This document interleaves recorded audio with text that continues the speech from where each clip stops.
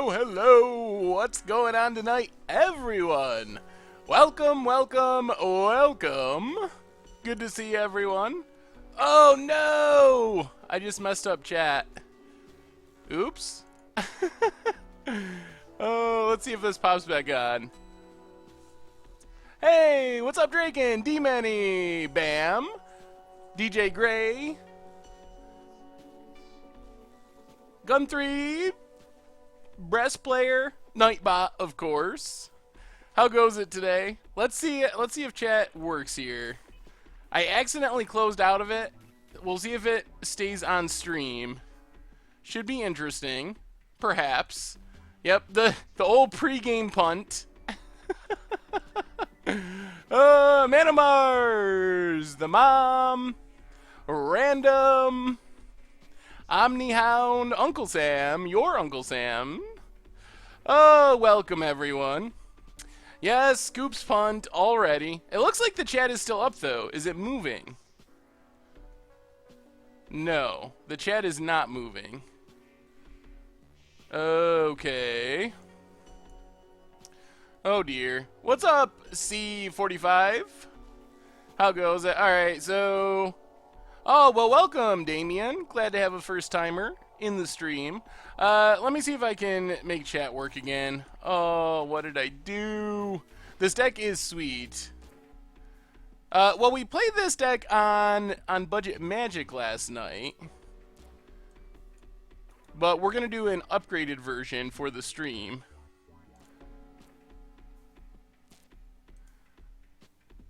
Okay, now I have no chat. Oh dear. Alright, let me try this.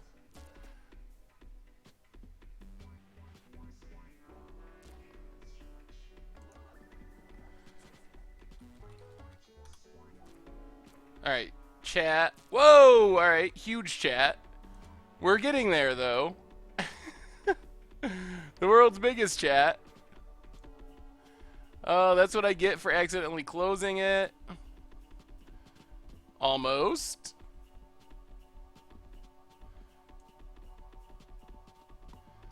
There we go.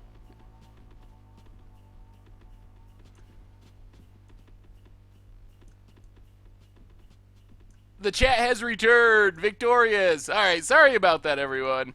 Chat is back. I am back.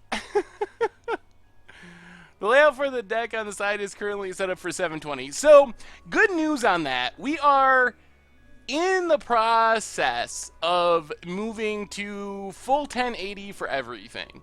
So, within the next month or so, we will...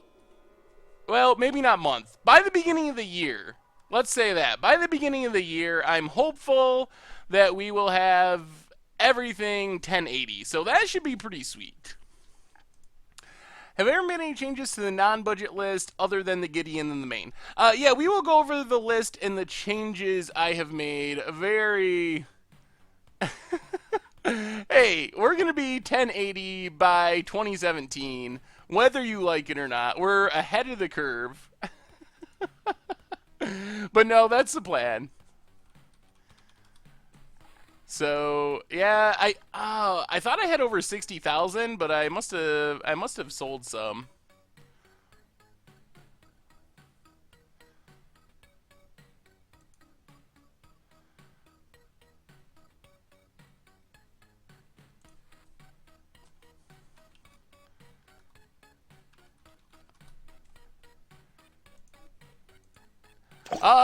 Mick Salter!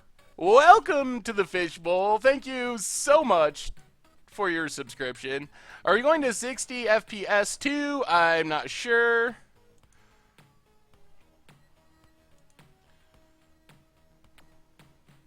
Alright, still chat troubles.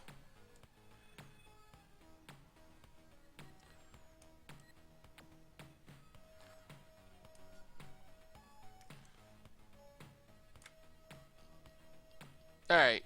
Well, chat hopefully is good now. Only 19 banner Caprice. I know I'm slacking off. So, Did I miss the comments on the SCG changes? No, we will talk about that. We will talk about the deck list, all that sweet stuff. But first, we got to do the reminders. We got to go over the deck list so we can get into the league, and then we can talk about all that stuff and more.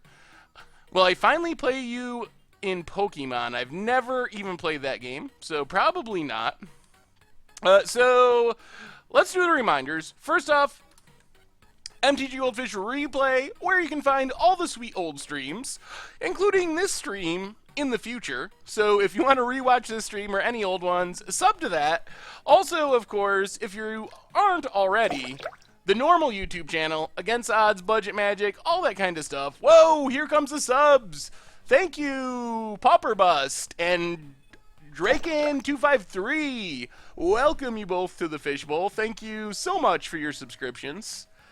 So YouTube channels, of course, we still have the Fishy Secrets playmat and the other merch, tokens, playmats, t-shirts, all that stuff. So if you're looking for another way to support the stream, that's a good option. And let's see if we type this right the first time. Score, sponsor, our stream sponsor. Big thanks to Wizardry Foundry, who makes some really sweet high-end deck boxes, like the Grimoire series, including the Immortal, inspired by Orzhov lore. So check them out. Big thanks to them for their support. Coupon code MTGGoldfish4 will save you 10% off of your purchase. And we have another subscriber, Bradley Pawns. Welcome to the Fishbowl, and thank you for your subscription. Okay, so I think we're caught up. We made it. So next on our list is to talk about this deck list. Then we can talk changes to SCG. We can talk about screen resolutions, Commander, all that fun stuff. When do you generally update the metagame breakdown page for Standard? Well, there's Richard. He could probably answer that question better than I can. Autumn Shank 82, welcome to the Fishbowl, and thank you so much for your subscription. Celeste Vitor, probably a little off on that one, hopefully close, but you know who you are. Thank you for your subscription. Welcome to the Fishbowl. And Dragon Espers, wow, so many subs already. Huge thanks to all of you. Welcome to the Fishbowl. Yes, good job, awesome dude, with the scoops cheer. I like it. I like it.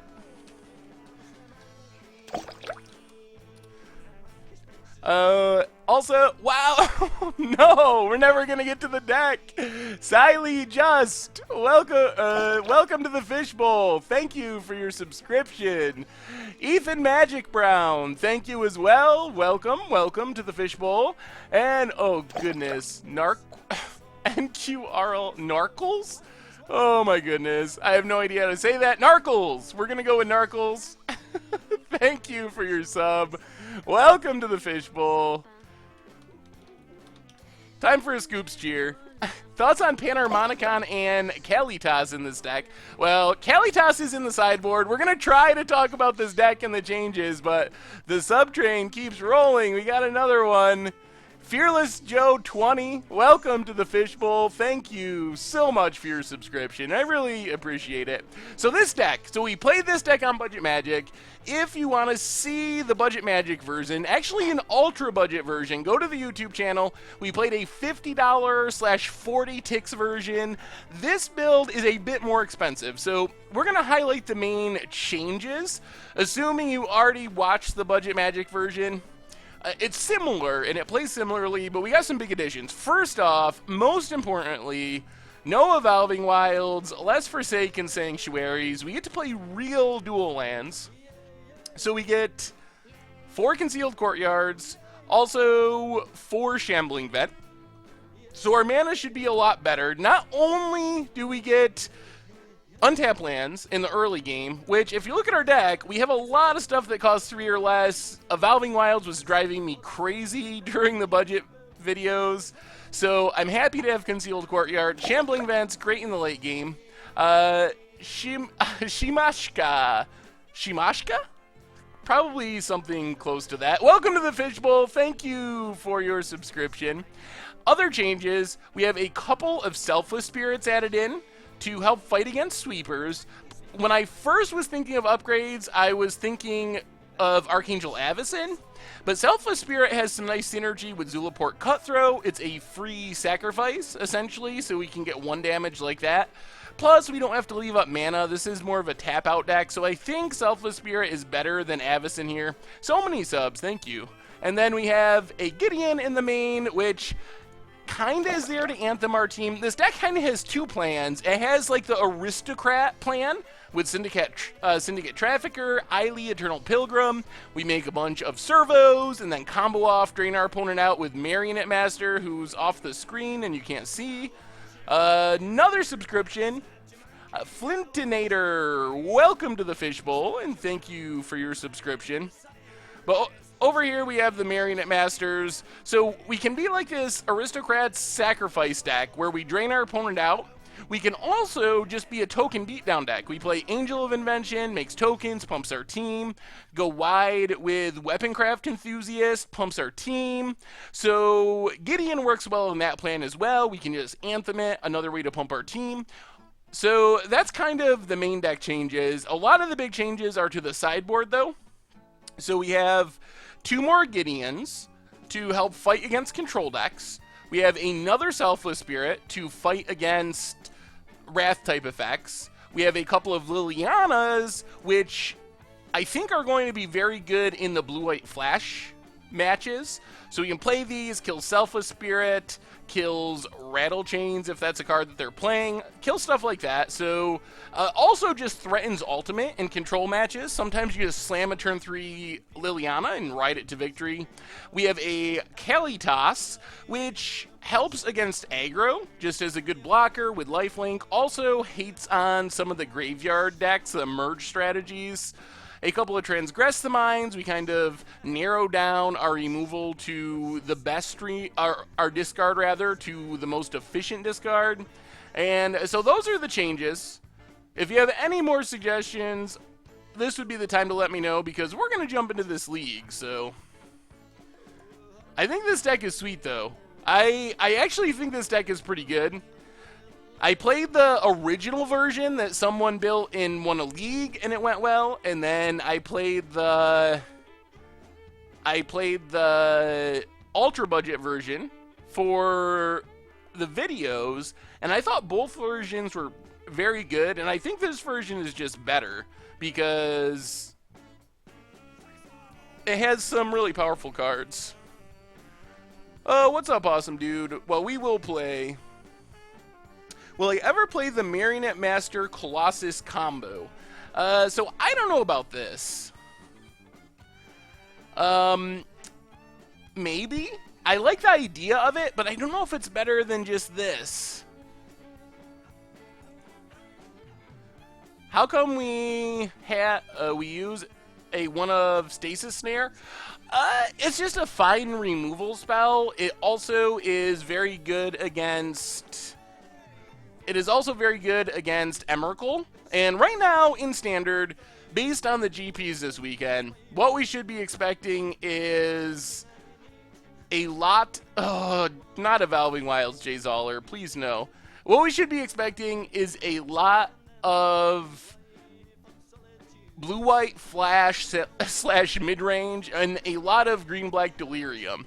So since green-black Delirium is one of the main matchups, we really need to be able to beat Emrakul occasionally, depending on their build. So it's a good hedge there, and it's fine killing other things. Well, welcome, Akampo B. Do we have a Discord channel for the community? Currently, no, but maybe we should. If that's something people are interested in, we could have a Discord channel. Sword, welcome to the Fishbowl, and thank you for your subscription.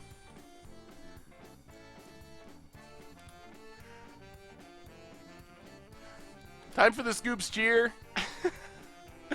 Alright, let me get this chat lined up. Set on recording mode. So yeah, the plan is we're going to be switching, hopefully, assuming all goes well, but the plan is we're going to switch over to 1080, have a little more room on the screen, a little better looking. So that's our long-term, well, short-term, long-term plan, hopefully over the next month or two. We're gonna try it with Commander Clash first, I think, and see how that goes, and assuming it goes well, hopefully roll it out to everything. Yeah, I'm a big Bygone Bishop fan, and this was a card the original build did not have, so this hand's fine, depending on the matchup. Voldaren Pariah is an interesting possibility. I'm trying to eliminate the competition, which is pretty spicy. I don't know where to bring it in exactly, but it seems like it could be an awesome Wrath in this deck. Yeah, depending on what we draw and what our opponent does, I think we're going to try to play Bygone Bishop before Zulaport Cutthroat. Yeah, so that's the plan. Switch over with Commander Clash, and then hopefully switch over to the rest, switch over the rest of the series after that, assuming it went well. Yeah, we play friendly leagues on occasion. I don't think there's a huge difference as far as the decks that we run into. They're usually, if it's in a league, they're usually all fairly tier decks. Although, this looks like, yeah, Colossus. No Voldaren Pariah. I won the last one, D-Many, the Halloween special, with my Blasphemous Act combo. I use OBS, is the streaming software. Ooh, that was a good draw. So now we get a Bygone Bishop into Syndicate Trafficker plus Zulaport Cutthroat. We got the Westfall Abbey in hand, so we're getting really close to the combo kill. We just need some more servos. Rolf the Bee, thank you for your subscription, and welcome to the Fishbowl. So I feel like we're in a good place here. Another Westfall Abbey, so let's play the Plains, play Zulaport Cutthroat, get a clue, and we also have clues for our Syndicate Trafficker, which means Syndicate Trafficker can actually just block a Colossus for infinity. Colossus does a lot of things well, but it does not trample, so pass the turn.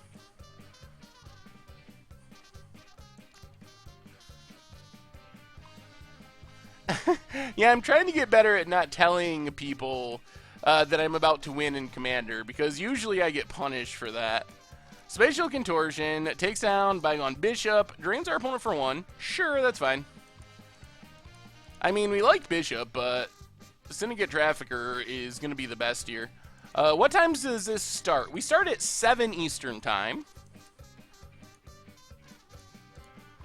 Let's just play a Swamp, pass the turn for now. Leave up the ability to sack clues, also protect our Syndicer. This is sort of a artifact, aristocrat-y, combo-y deck, but yes. There's Panharmonicon. Oh, there's Prophetic Prism. Oh, this deck gets much scarier once it has Panharmonicon, in all honesty. They draw so many more cards. Metal Spinner's Puzzle Knot draws our opponent even more cards. Bouncing tokens does not count as tokens dying. No, it does not. Does our opponent try to attack? They do not. So let's sack a clue. Oh, more lands. Sack a clue. Oh, even more lands. Oh no! Alright, that was bad. That's not what we were going for here. Marionette Master, make some servos, pass the turn. Oh, this is an upgrade version, but yeah. So SCG announced their 2017 tournament schedule, essentially. And it seems like cutbacks all around. I don't know if SCG is having a hard time or financial problems or what, but the impression I got is that things might not be going as well as SCG would like. And they're cutting back on some of their tournament offerings. There's a couple of Colossi. Oh dear. And a double Glintnest Crane. Well, this is going to be interesting. Engulf the Shore would be good against this deck, but the big change is they've really cut down on their legacy offerings. Master Trinketeer is fairly bad, yeah. It's just really slow. Well, this is kind of a really good draw for our opponent. Yeah, about their best possible draw, in all honesty. So, it looks like we will not win this game.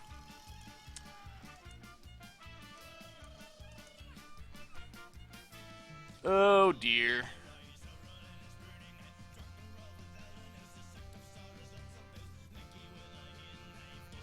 The deck is playing the blue-red Colossus deck, but this is just their best draw. They play like one Panharmonicon, and when they happen to have one Panharmonicon and just have it in their hand and do all this, their deck can look pretty nuts, but it's not exactly typical. Is there any way that we stay alive here? I don't think so.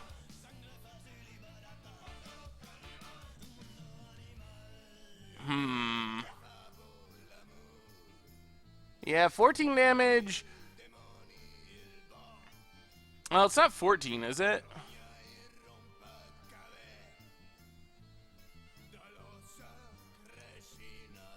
Because they can block our Ormondal with Glint Nest.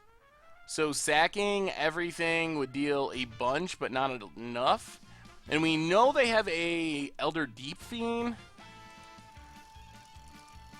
So I think what we have to do is just Angel of Invention. Go wide with servos. Play a swamp, pass the turn. So, I mean, this is really all we can do. There might be a chance. We got to get the combo kill if we're going to get it. Which means a lot of chumping and then hopefully winning. Like, every artifact that dies drains for 3 right now, which is pretty good. Because our Marionette Master is up to 2 power. So, just sacking all of our servos to Westville Abbey represents 15 damage. And then we have multiple flyers, but not quite enough flyers. Okay, well, there's Sky Sovereign. Double triggers, because why not? And we lose our Marionette Master. So that's going to make the draining plan a lot harder. Yep.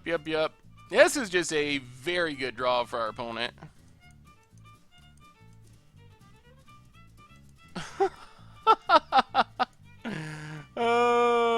Okay.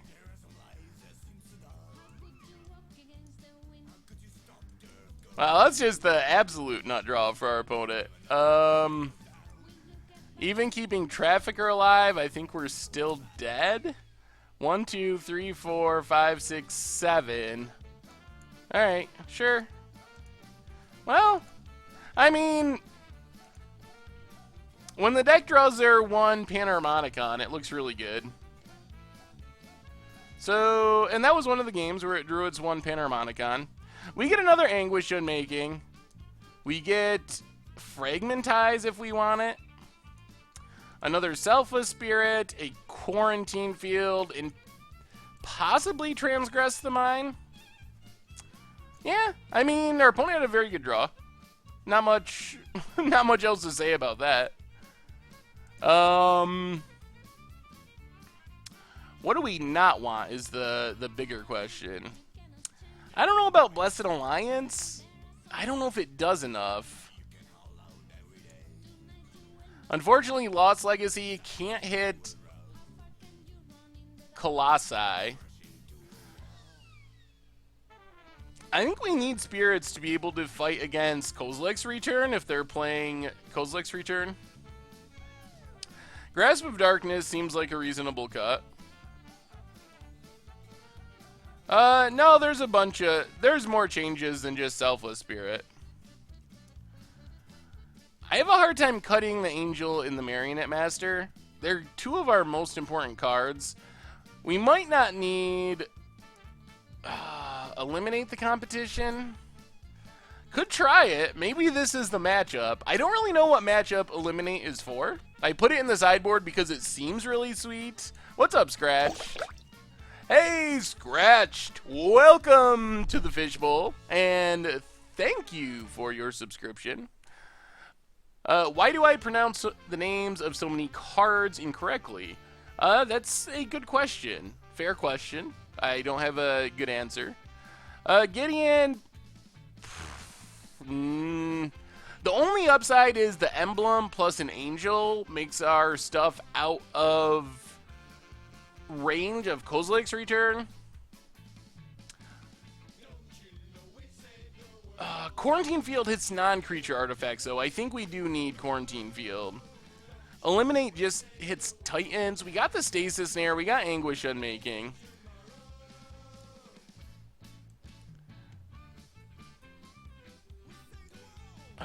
Maybe like this, I guess. Let's try it like that.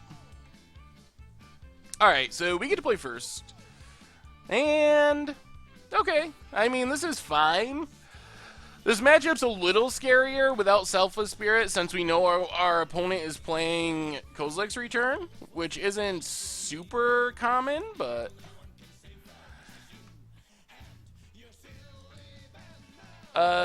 there is still not a way to get tokens signed at this point. The song is Will Save the World by Freak Fandango Orchestra.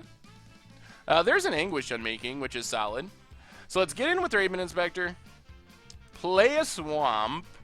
Leave up the ability to crack a clue. One of the things I like about this deck is we're a very good Anguish Unmaking deck, and Anguish Unmaking is very good. It gets everything. Opponent has Prophetic Prism. Not too scary without... ooh, another Angel.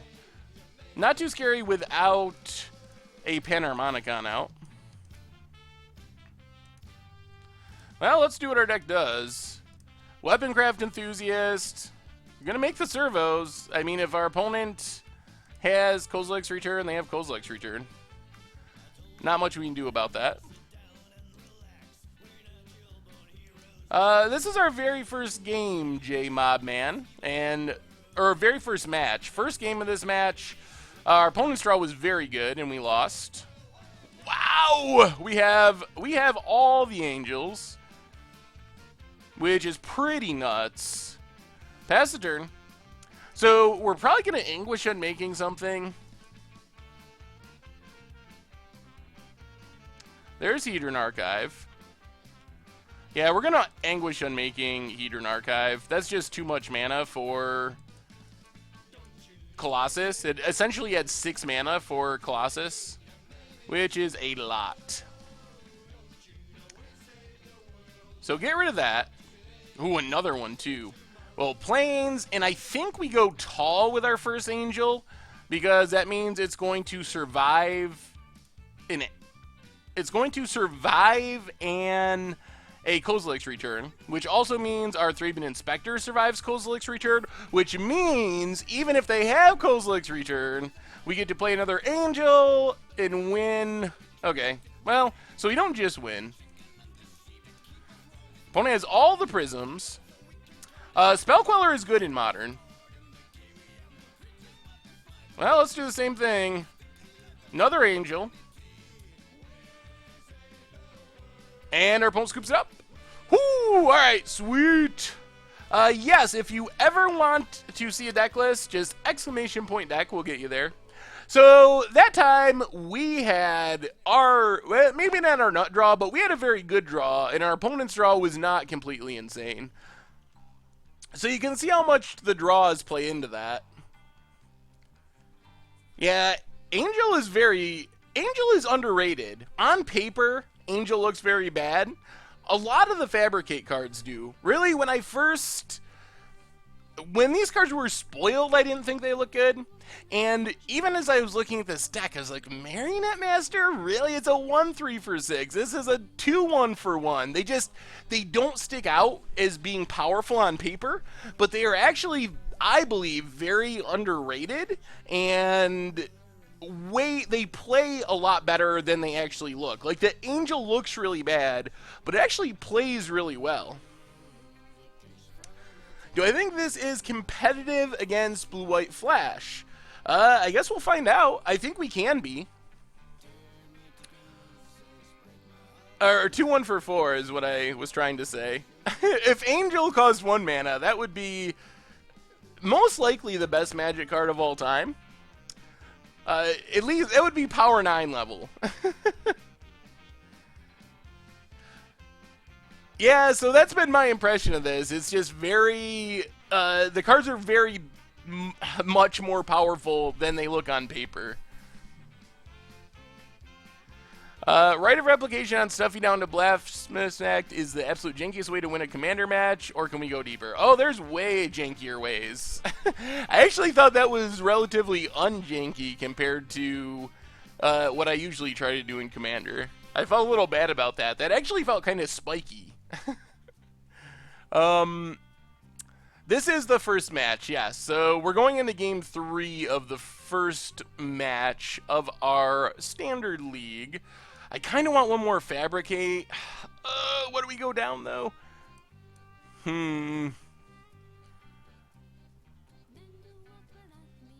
Yes, we are against Colossus.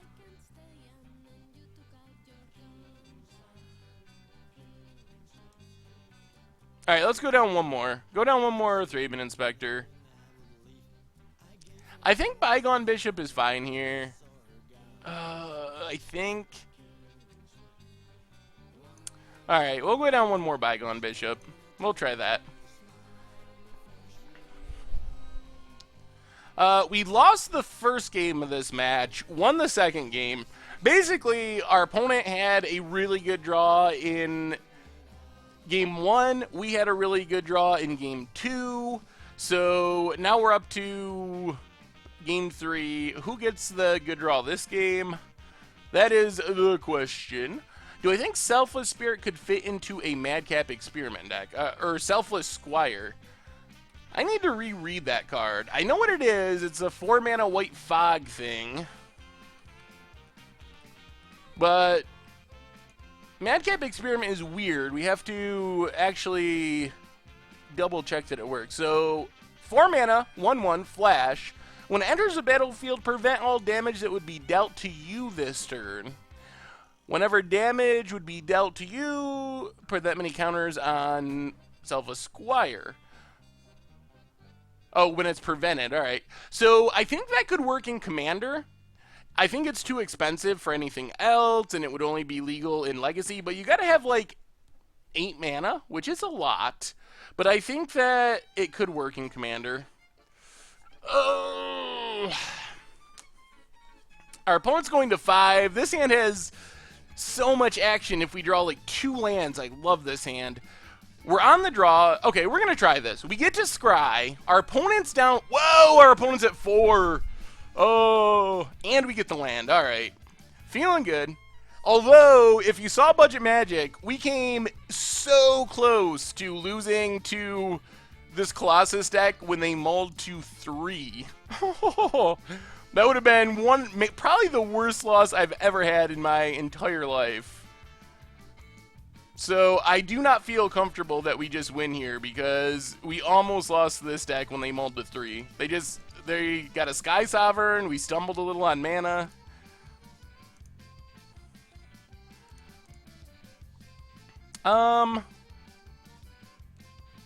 Let's just do Laporte Cutthroat.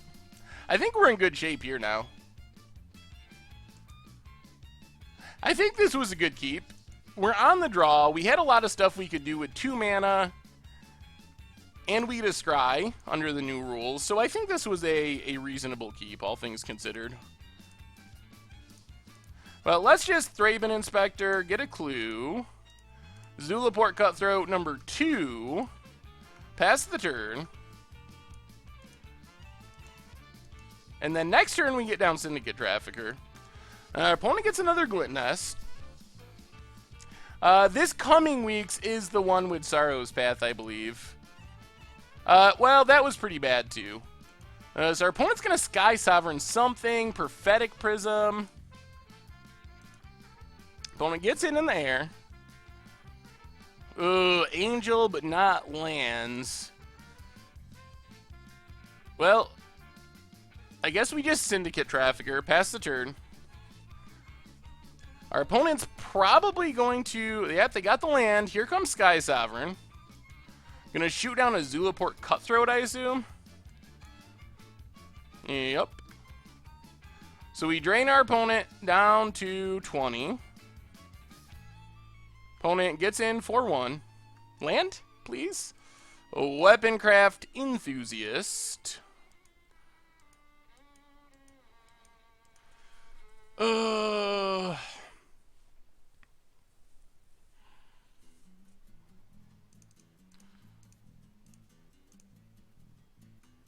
We just got to get rid of Sky Sovereign. Pass the turn. We can't let them start attacking with Sky Sovereign. There's a Panharmonicon. But our opponent's out of cards. We could use another Anguish Unmaking. That would be nice. Opponent's going to get in with Filigree Familiar. Land? Alright, Concealed Courtyard is a land. And it gives us the ability to Stasis Snare.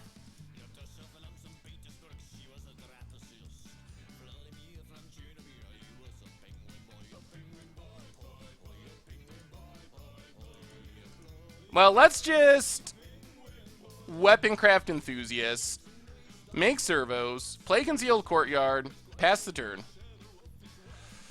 Whoo! Come on, no big whammies here. No card draw, especially. Alright, Foundry Inspector's fine. That's not what we're really scared of. Opponent gets in. We'll take it. I don't really want to let our opponent draw a card. Land? Another Weaponcraft.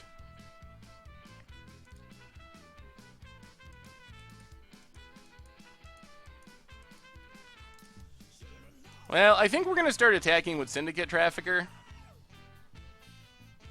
Opponent takes it. Now we're just going to pass. Leave up the ability to sack a clue. Spawning bed for our opponent. Goes attacking. Let's block. Drain for 1. Crack our clue.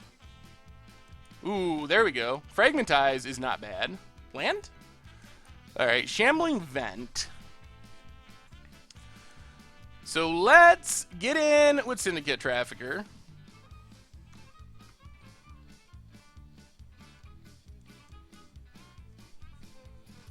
Opponent's going to make a bunch of spawn tokens, Scion tokens. Yep. Blocks. Well, let's sack a servo. Drain our opponent. Make it indestructible.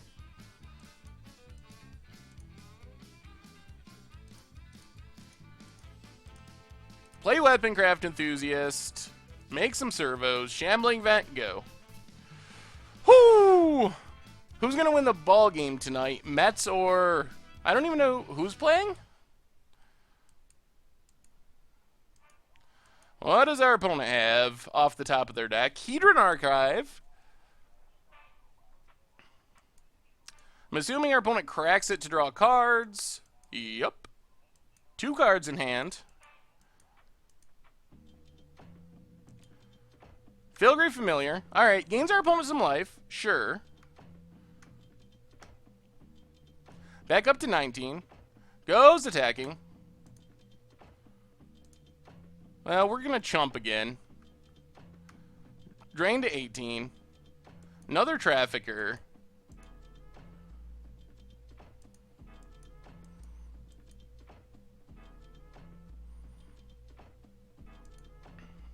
This is a tough choice.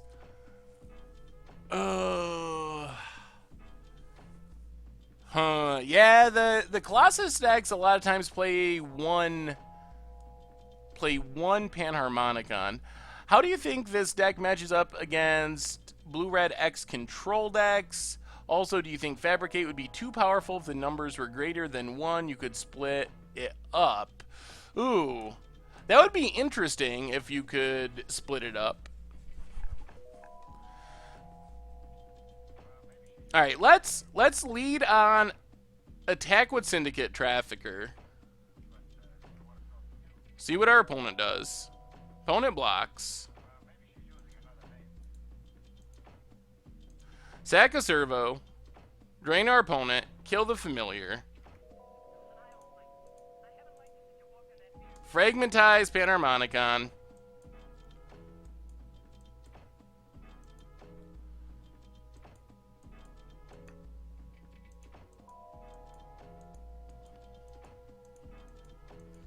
I'm tempted just to play another Trafficker here on defense. I think that's better. Let's Trafficker. Pass the turn. Did I try to find room for Copter in this deck? Yes, I did, but I didn't really figure out where to put Copter. But Copter is so good, it probably should be in like every deck. Opponent found another Panharmonicon. So apparently they play more than one. And a Cultivator's Caravan. Goes to combat. Gets in with the Flyers. We draw. Ooh! Is this game? This might be game. Not quite game. 9, 10, 11, 12, 13. We can deal 14? Oh! So it's not quite game.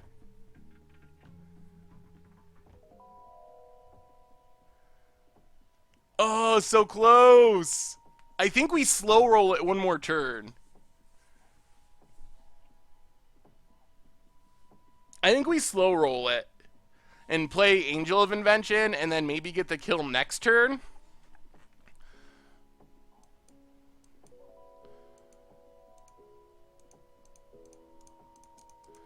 So let's Angel of Invention.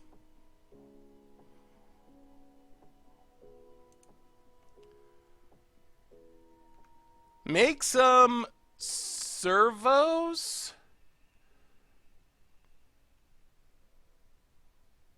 Yeah, let's make servos.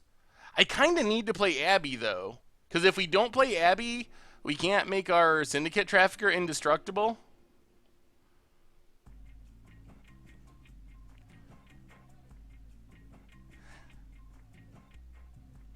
Ugh. Or we put the counters on it to play around Kozilek's Return. But does Kozilek's Return even beat us? They Kozilek's Return, they wrath their board. We drain 1, 2, 3. We keep our Syndicate Traffickers alive. I think we can make servos. And then we play Abby.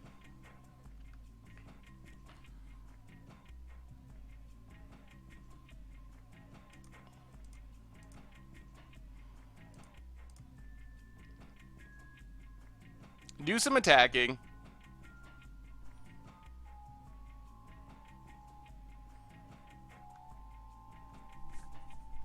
Keep the pressure on. Try to close out this game. Yeah, opponent crews up Cultivator's Caravan, as expected. Blocks. And blocks. And blocks.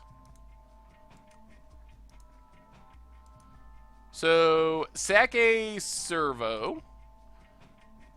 Drain our opponent.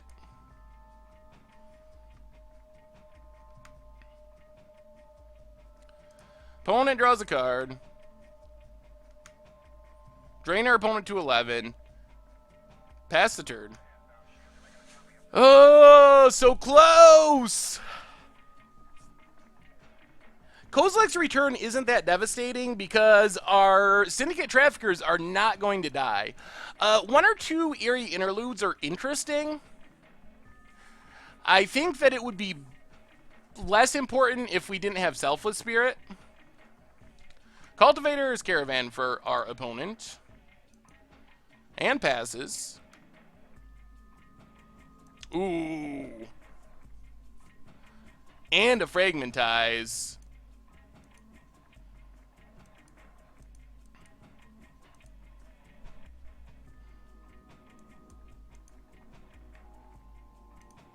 Well, let's Fragmentize Cultivator's Caravan.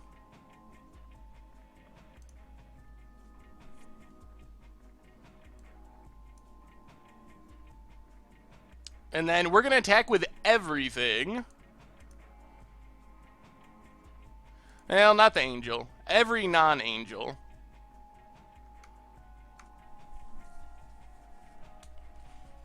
See what our opponent does. Cruise up Cultivator's Caravan.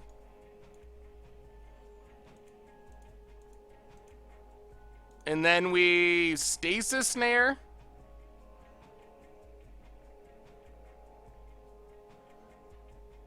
Get rid of Cultivator's Caravan. Panharmonicon could be interesting as well. Opponent blocks. Drops to 3. Well, I feel pretty good about where we're at. If our opponent rests our board, they still lose. They do get to start drawing cards. But if we untap, we just win by sacking servos. So they need to kill Zulaport Cutthroat and then have something else. Our opponent is complaining about drawing too many lands and scoops it up. Whoo! All right. One down for White-Black Fabricate. That was pretty sweet. And perfect timing as we get the victory. Bruce Wayne Playboy, welcome to the Fishbowl, and thank you for your subscription. Oh, thank you. So we're up to 1-0. I'm going to change our record. We have a win. So 1 round, 1 win. Good start for White-Black Fabricate. So basically that match, our opponent got a nut draw in game 1. We got a nut draw in game 2. Then game 3, our opponent mulled to 4. So I feel like our opponent got a bit unlucky there, apart from game 1, which was very good. Oh, well, I love you too, Mr. Fluffy Thing. Thanks for hanging out in the stream. Good call. We would have won in response by sacking the servos. We had enough mana for that. Yeah, Team Kitten, I don't know if this is the perfect build of this deck, but I think the archetype has potential and is pretty competitive. So I really like that aspect of it. I think that the idea of White-Black Fabricate is good once we figure out the correct build. On the play, double tap lands here for game 2. Wizards Foundry is our stream sponsor. They make sweet high-end deck boxes like the Grimoire series. So if you're looking for a deck box, check them out. You can use the coupon code MTGGoldfish4 to get 10% off. And their deck boxes actually are pretty sweet. I think it's too late. Cantus Tropes, I think it already doubled, unfortunately, since we did the budget magic. We'll try this. Shambling Vents, go. Yeah, the budget build is solid as well. Like, these upgrades are nice, but the budget build is very good too. There's the Toolcraft Exemplar. Well, Thraben Inspector gets us a clue. Shambling Vents, go. We are going to need to draw lands. Is Harsh Scrutiny actually good in Standard? I haven't really seen Harsh Scrutiny see any play so far. So I'm going to lean towards not really as far as Harsh Scrutiny. Well, opponent's going to get in with Toolcraft. We can't do anything about it. Hopefully we just peel a land here, and I really like our hand. If we don't, it's going to be a tough decision. Land? Eiley. Well, since we drew a double Eiley, let's just play Eiley. Pass the turn. Harsh Scrutiny is the 1-mana Thoughtseize effect that can only hit creatures, but also lets you scry 1. Opponent has a land. I mean, it's not horrible, but I don't think it's great. We are going to trade off Eiley here if our opponent attacks, since we have another one lurking in hand. And they're legendary. What's our opponent have? There's the Looter Scooter. And another Toolcraft. Yikes. Well, we got a land, though. Land is good. Unfortunately, the bad news is I think we just got to pass and kill Looter Scooter. We really can't let our opponent start looting. But land is getting us closer. I think we have the advantage in the long game.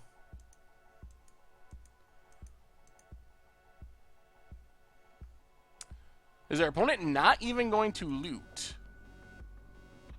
Alright, there's a Looter Scooter. So we just... Grasp of Darkness, Smuggler's Copter.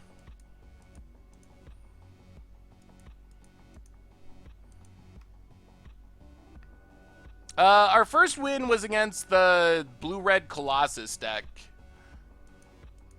Well, what's our opponent have here? 3 cards in hand, another Copter. Well, come on, land! Oh, Selfless Spirit.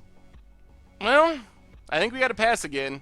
We're basically playing the control role here, where we don't have enough lands. So we're going to kill another Copter. There's Toolcraft. Unfortunately, we're going to drop pretty low on life, and then we're going to hope we can stabilize after this. So we take 3 from our Anguish Unmaking.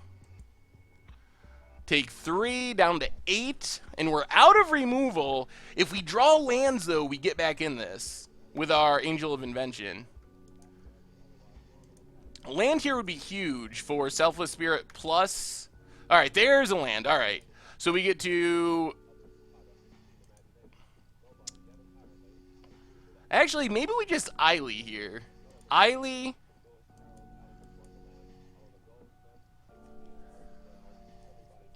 Oh, do we Selfless Spirit too?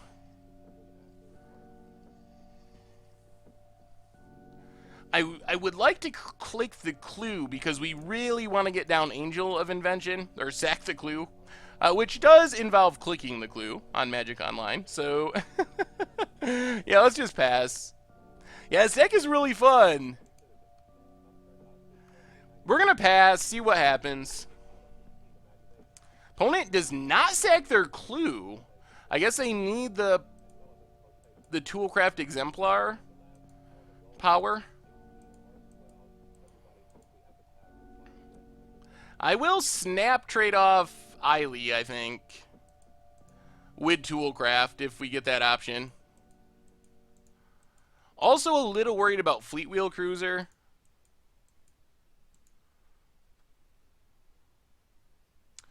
Harness Lightning on our Eily. Alright. Well, there goes Eily. Opponent goes to combat. We will chump the Toolcraft. We might be playing towards a flipped Westville Abbey.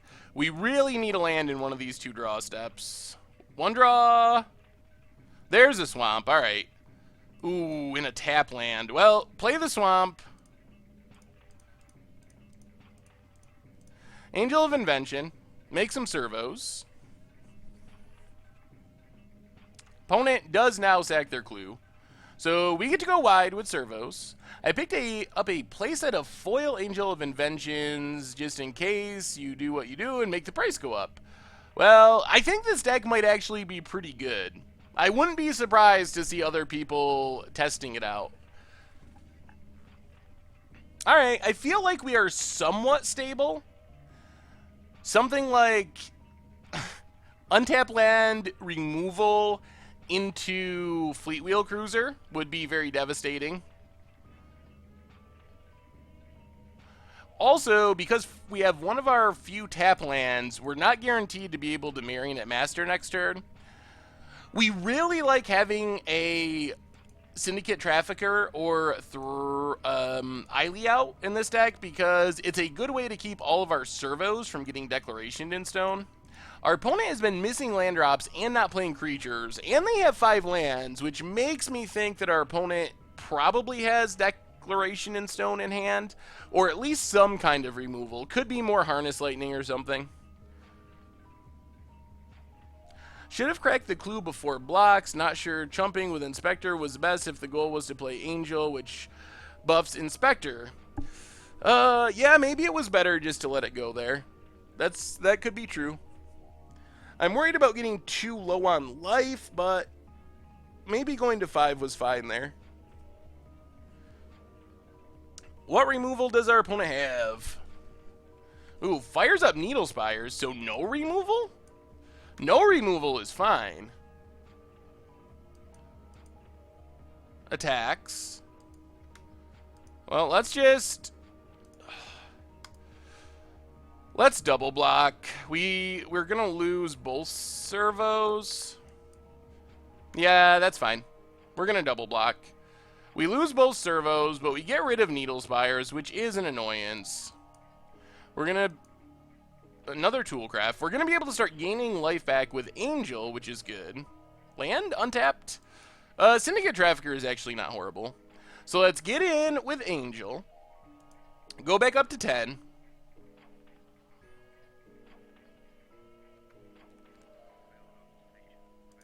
Play Selfless Spirit. Play Syndicate Trafficker. And Forsaken Sanctuary. Pass the turn. Well, it feels like we're not in a horrible position.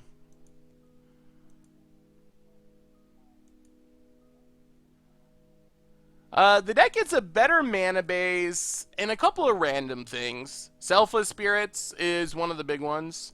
Some sideboard options. There are a lot of better cards in the sideboard. Like, being able to bring in Liliana in this matchup feels pretty good. Opponent. They probably can't even attack, can they? No attacks. We get an Inspector. Yeah, Bygone Bishop was in the budget deck, though.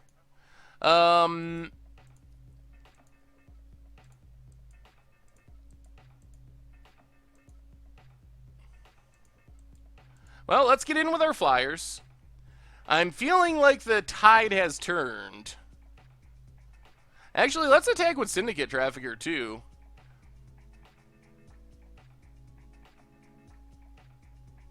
Because we're going to play Marionette Master. Is that too risky? Yeah, that's fine. We're going to go with everything. I think Marionette Master is going to stabilize for us. Would I consider Scrap Heap Scrounger in this deck? Can be a sack target that keeps coming back. Ooh. Alright, Harness Lightning. Well, I guess that means we got to sack our Selfless Spirit.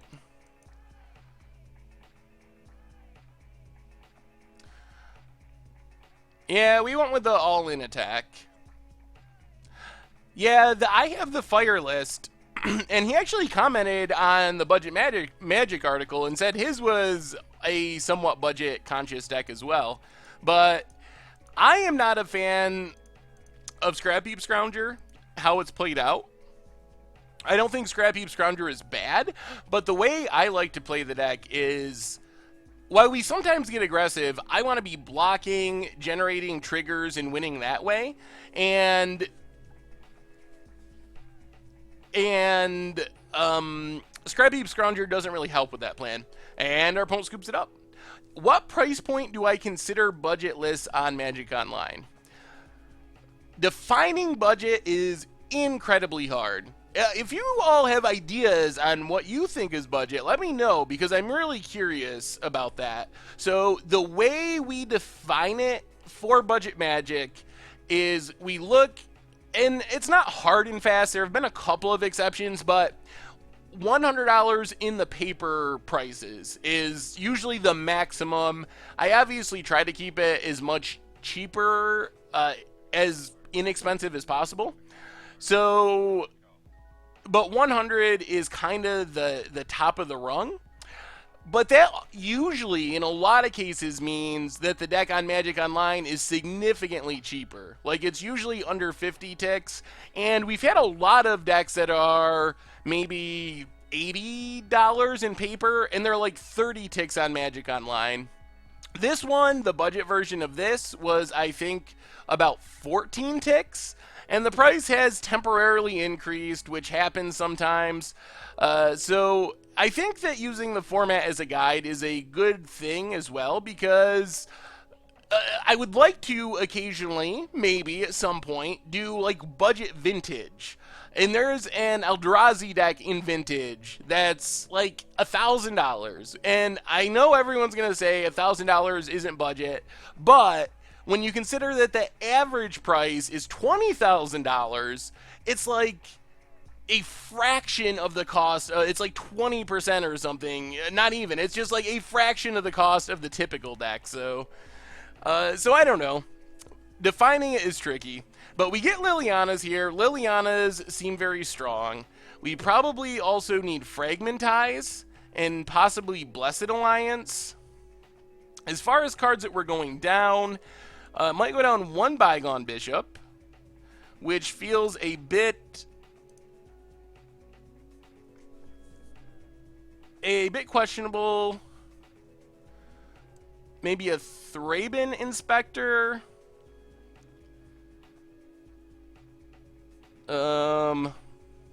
And maybe this is a matchup to go down Selfless Spirits, since our opponent's not going to be playing Wrath and Gideon. Maybe like this. How's this look?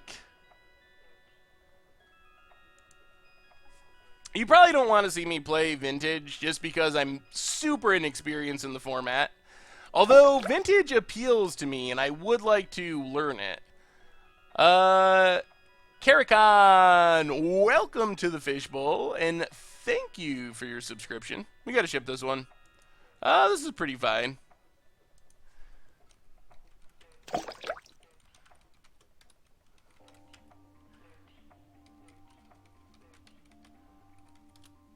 We'll keep this.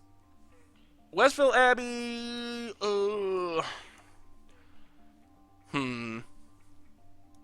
I think we gotta put Abby to the bottom for now. Scooter McGavin, welcome to the Fishbowl, and thank you for your subscription. So, apparently, the basketball team that my little brother plays on, one of his teammates is the I guess would be the nephew of Scooter McGavin.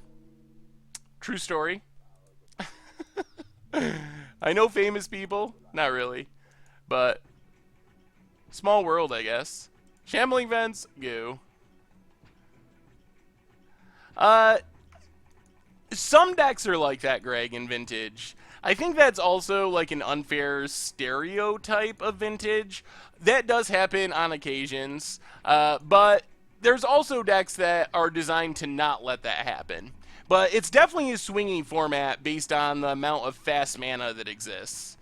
Well, it looks like we are going to get smuggled for once. Swamp, and let's play Eiley. Oh, it feels so bad to get hit by Smuggler's Copter. Always feels like you're losing.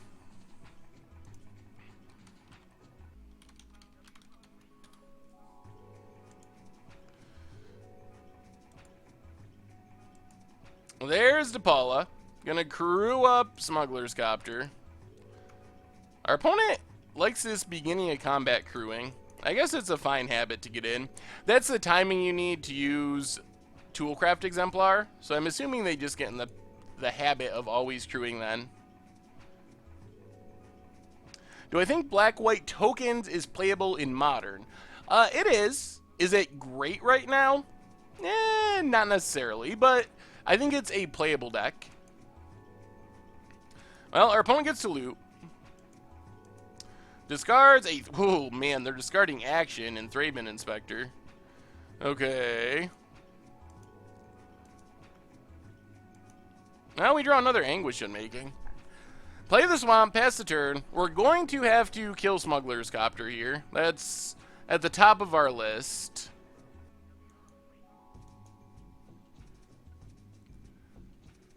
Maybe you should call this the substream because fish live in fish live in streams. I like that, Fearless Joe. That's a good idea.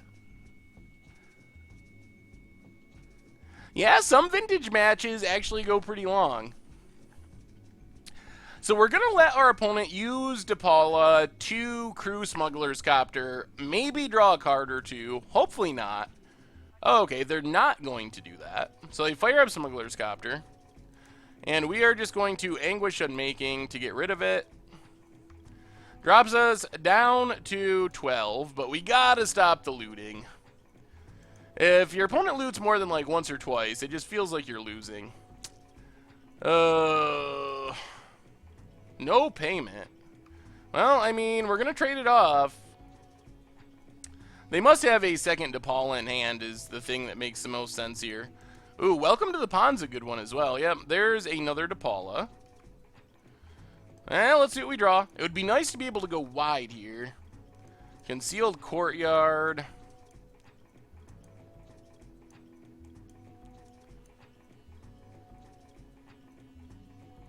Well... Oh, I don't like this, but we're just going to pass. Leave up Anguish Unmaking. Get rid of DePaula, most likely, unless there's a Fleet Wheel Cruiser. And then we get to play 2 2-drops next turn. Ugh.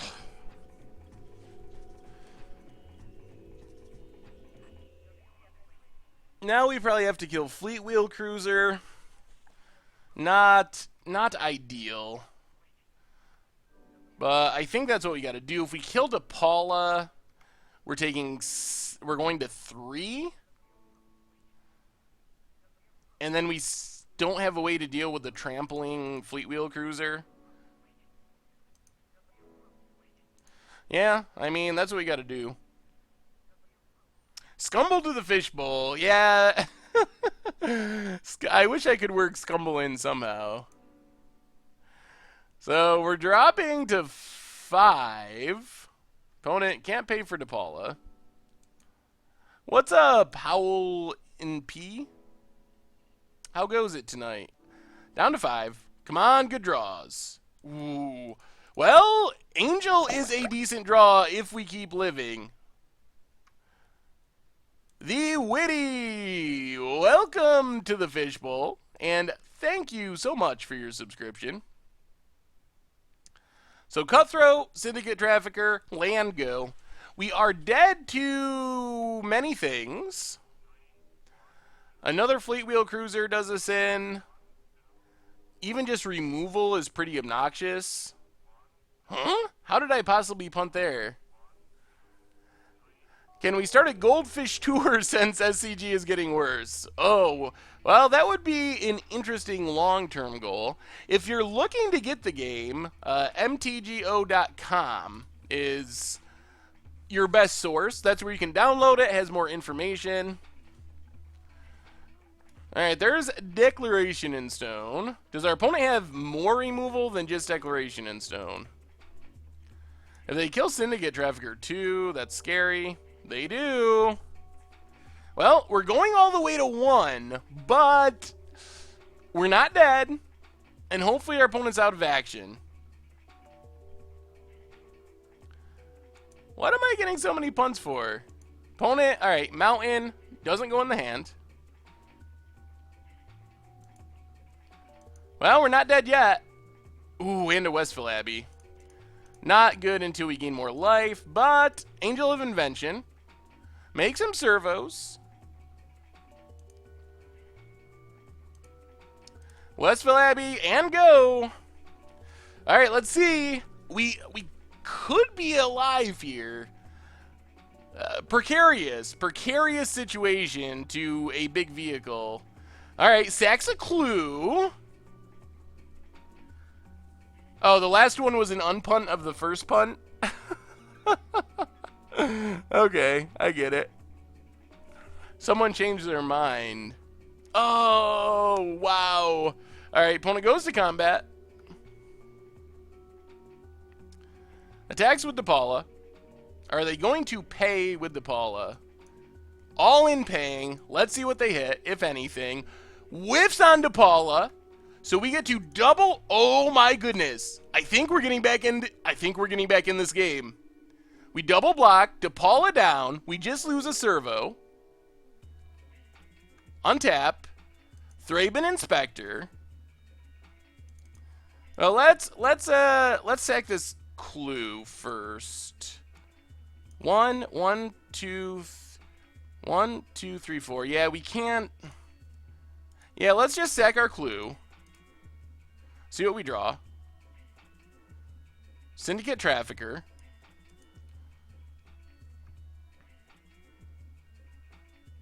Get in with Angel.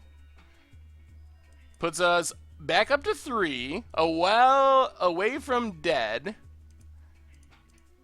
Play Thraben Inspector. Make a clue. Play Syndicate Trafficker with the ability to sack a clue to keep it alive. Pass the turn.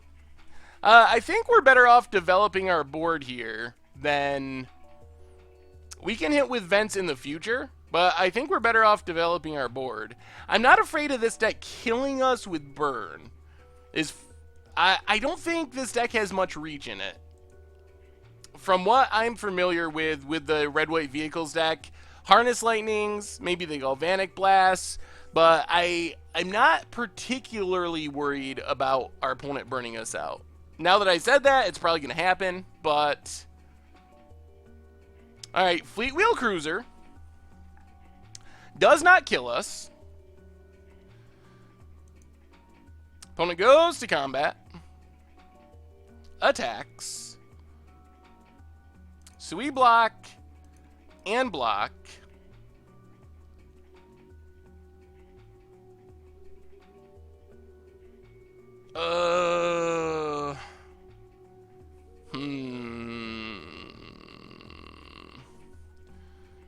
On second thought, let's just block and block. I don't really want to sack. Does this leave us dead to Galvanic Bombardment? Kills Thraben Inspector. I guess we gotta block the other way.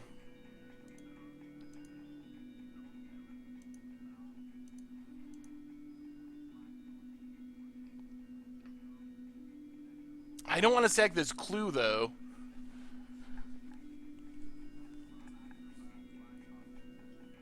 I want to save the clue. We don't have to triple. Triple blocking isn't necessary here. I just don't want to lose. I don't want to have to sack this clue. I want to be able to draw with this clue.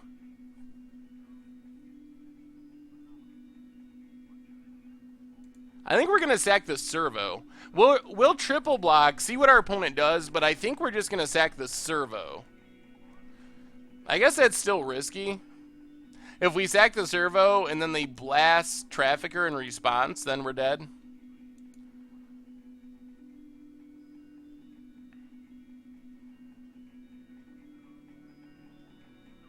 Well, I guess we got to sack the clue, unfortunately.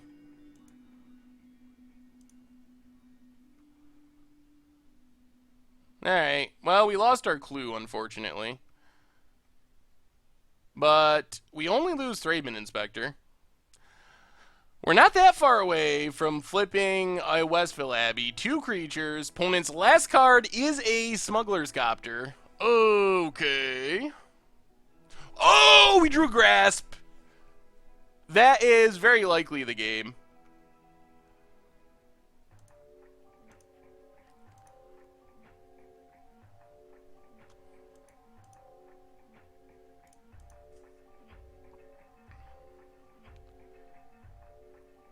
So we attack with both.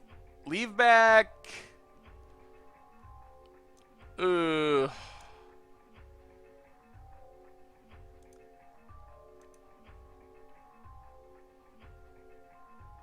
this is fine. If our opponent activates Smuggler's Copter, then we get to grasp it. That was a super big draw. So opponent crews up Smuggler's Copter. Then, oh, the luck is strong. The luck is strong with this draw. Oh, grasp. the Smuggler's Copter. Now we're very clearly out of burn range, and we're super far ahead on board, and we're still not that far away from flipping a Westville Abbey, so maybe I should have attacked with Shambling Vents. I'm still a little nervous about things off the top, like another Fleet Wheel Cruiser. Oh, God. Opponent finds another Smuggler's Copter. Well, we just need to draw another Grasp of Darkness. Ooh, or a Cutthroat.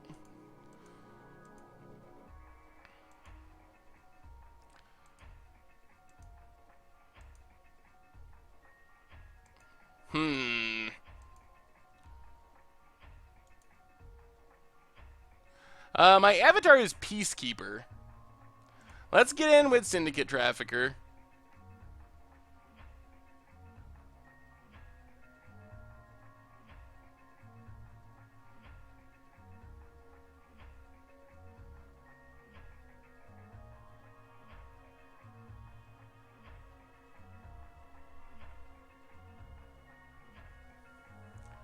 Well, we got to be aware of Smuggler's Copter now. Our opponent just eats the vents with Smuggler's Copter if we attack this turn. Should I have attacked last turn? That's a good argument. Oh, never mind. I'm an idiot. Yep. You are correct. I should have attacked with vents. Whoever said that first gets a point. Opponent fires up Smuggler's Copter.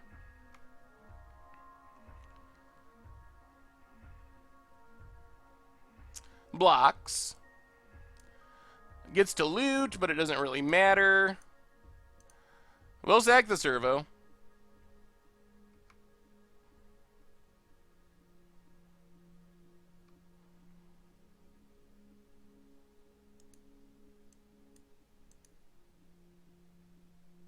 And pass the turn. Yep. That was a punt. I agree. I should have attacked with Shambling Vents. Good call from the chat. I don't think I should have played Zulaport Cutthroat. The one way I could see this game going south is another Fleet Wheel off the top. And if we leave Shambling Vents, that's not a problem. So I think not being able to activate Vents to play Cutthroat would be too risky. But I agree, it would have been okay to attack because we would have gained life, and then that wouldn't be as much of a concern. But since we didn't attack with the Shambling Vents, our hand is forced into leaving it back now. Alright, Needle Spires for our opponent. We will Shambling Vents block this.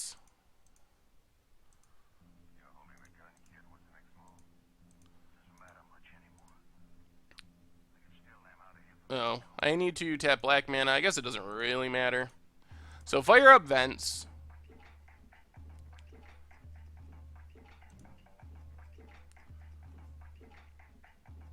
Block the Needle Spires. Yeah, I think this is a fine trade. We're back up to 8. Ooh, and Eiley. Eiley is probably game. Eiley just can gain us a bunch of life at any time, so get in with both. We're back up to 10.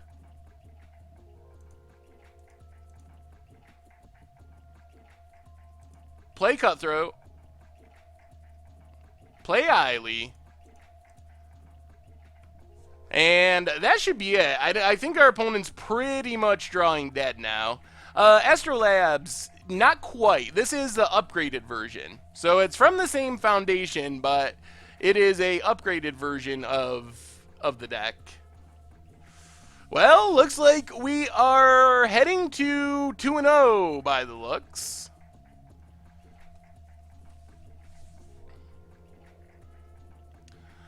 Oh, yeah, I know we can make Cleric tokens. And our opponent scoops it up. And gave us the GGs.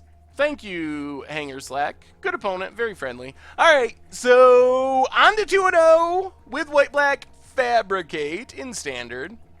So far, so good. We might be opening some sweet treasure chests. So how this works is 3 wins gets us a treasure chest, 4 wins gets us 3 treasure chests, and 5 wins is the big ol' 8 treasure chests. So hopefully we can have more than one tonight. We've kind of been on a streak lately of getting 1 treasure chest. So let's see if we can get 3 or even 8 potentially. That would be sweet. So on to round 3 with White Black Fabricate.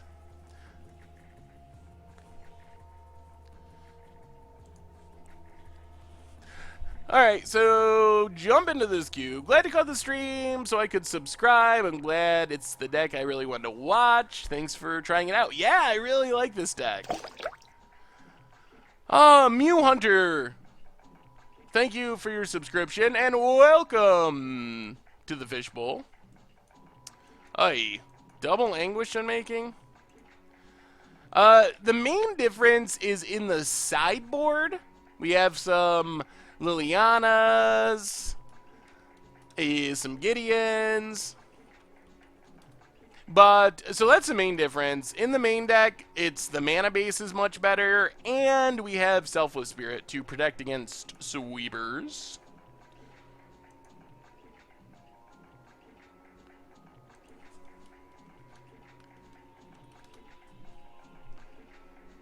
Port down for our opponent, and Thraben Inspector. So it looks like we're up against a blue-white mid-range deck.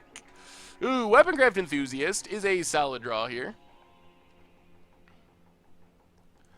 Can I build a modern deck with Visidrix? Maybe? I hadn't really considered that, but that could be a thing that might happen for, like, against the odds. Well, planes, and let's just run out Weaponcraft Enthusiast. Make some servos. Servo up some damage. Yeah, this is the upgraded non-budget version. 2 Anguish Unmaking will hopefully be good. There's Anticipate. What do I think about Pious Evangel in this deck? Not really necessary. I guess it could be a sideboard potentiality, but I don't think there's that much room for a card like that.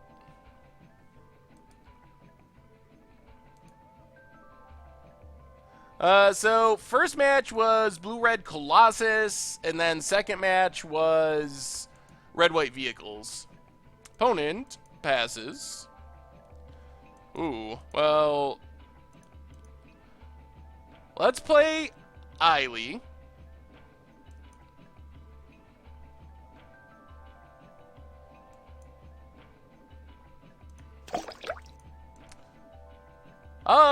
MRT Vigs, welcome to the Fishbowl, and thank you for your subscription. What is this? Unsubstantiate a Cutthroat. Okay, well, we will replay the Cutthroat. Pass the turn. I like these swamps too. They are very swampy. Is Felidar Sovereign a valid win condition in Standard at the moment? Or is there any way to make it? I think maybe for against the odds, but not like a tier 1 deck or something. What do I think about Bant Company in Modern? Would I play it for against the odds? So like literal Standard Bant Company, or like a Bant Company deck? Because I know like Caleb has been playing a Bant Spirits Company deck that is very good. Will we ever do another competitive EDH again? Yes, we certainly will do competitive again. That will be a reoccurring episode or feature, so...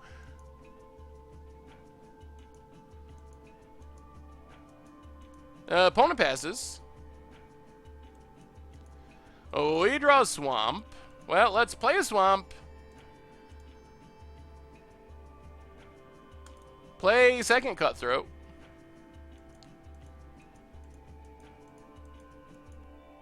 And pass the turn. This might just be a combo off. I don't think we can attack here. There's stuff that kills us if we attack. So, but we can start sacking things to drain. Opponent has Glimmer. Is this blue-white control that's playing 2 Thraben Inspectors? If we get hit by a Wrath, that would be very bad. Oh, man, I missed a sub. Who was it? Fabricate, welcome to the Fishbowl, and thank you for your subscription. I have not tried Panharmonicon in this brew. I'm still working to get rough drafts back into the regular rotation, but we are not there yet. Ooh, that's a draw. That is a draw and a half. So Selfless Spirit. That makes us not worry about a Wrath here. It might get countered, but if our opponent can counter this, then I'm feeling pretty... Ooh, all right. Can we start attacking?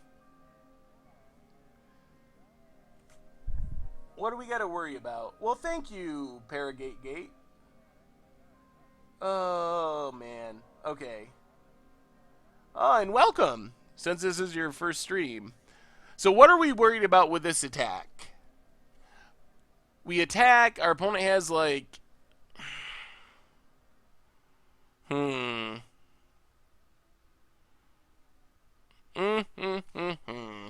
Well, I'm not worried about Avacyn. We can Anguish Unmaking Avacyn.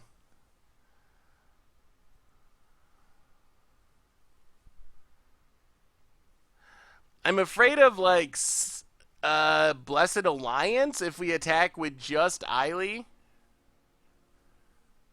Oh, is this the Etherflux deck? This might be blue-white Etherflux. That's why I'm not understanding what's going on. Yeah, let's just pass. I think this is our instant deck tech deck from today. Decked out cards. Thank you for the host. I think this is. That's the only thing I know of that plays these cards. Okay, that's Engulf the Shore. Well, sack the servo. Do some draining. Gain some life. Sack the servo. Do some draining. Alright. That's what it is. Oh, this is another streamer. I did not realize that. I don't think this deck has counters, though. I gotta look at this deck list. I did a deck tech for it. I should probably remember that. It's not exactly the same, though, because the one I did not have Unsubstantiate. So we should be expecting Reflector Mage, Cloud Blazers, Gear Hulks. I don't think any main deck counters, though. And one, maybe main deck Wrath. Let's lead on Eiley.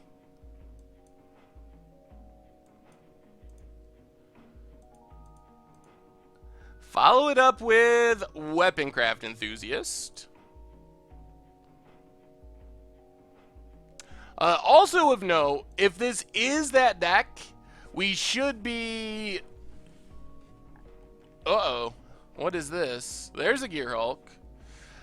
If this is, and it looks like, the Etherflux Reservoir deck, time is going to be important. We are going to have to stay ahead on time. If we don't stay ahead on time, timing out is a very legitimate possibility in this match, based on what I've seen other people do. If you're watching the other person's stream, don't tell me anything that's going on their side of the battlefield. That's not fair. So, servos, concealed courtyard, pass the turn. I think this is the Etherflux Reservoir deck. That's my understanding. Have I tried Master Trinketeer? No, I have not. It feels like it's too slow, but I have not tried it.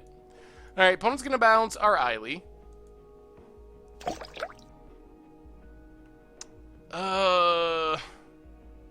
I think we're going to chomp. I want to keep our life total high to eventually vindicate with Eiley. Redix8, welcome to the Fishbowl, and thank you for your subscription. See you, Scratched. Opponent replays their Thraben Inspectors. Get some more clues.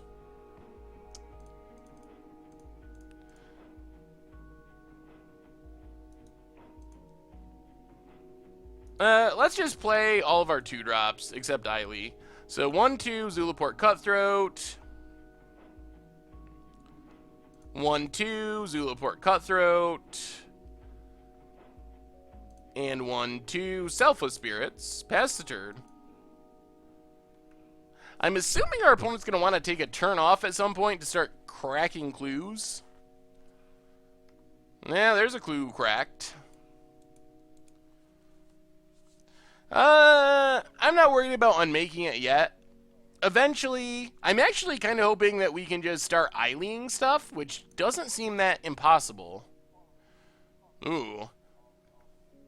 Our opponent realizes that, goes big attack. Well, let's just chump with a servo.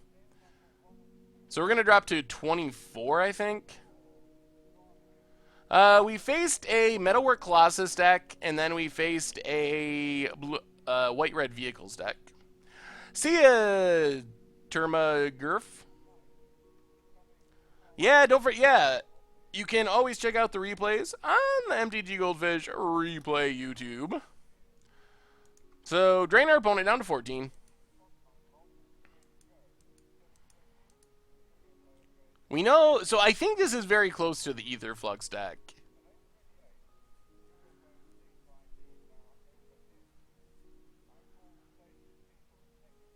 This is a friendly league. Oh, we've played the... Oh, play against the Pummeler deck? Please, no. Oh, awesome decked out cards. More Commander streams would be sweet. There's not that many Commander streamers out there. I think, as far as I'm aware, Tom is probably the biggest Commander streamer. MTG Radio. Is Jeskai Control viable? Yes, it is. Does this deck have any modern capability with Blood Artist, or is it strictly standard or casual? So decks like this can be good in Modern, but I don't know if this exact build with Marionette Master and Angel of Invention I think are just too slow. What's up, Panda Express? How goes it tonight? I had a Pummeler draft recently, and it was super awesome. I got some turn 4 kills with Pummeler in Limited. I wish I had recorded it. Oh. That's going to be a problem for our opponent. So let's... Angel of Invention. I'm kind of expecting our opponent to bounce everything again here. Alright, they just unsubstantiate.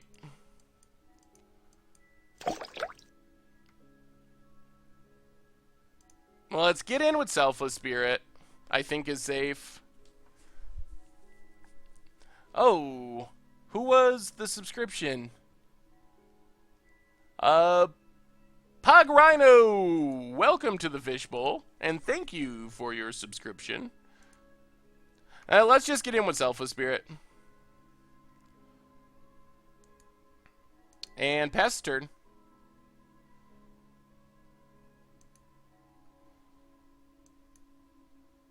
There's a Glimmer. Oh, we are so close.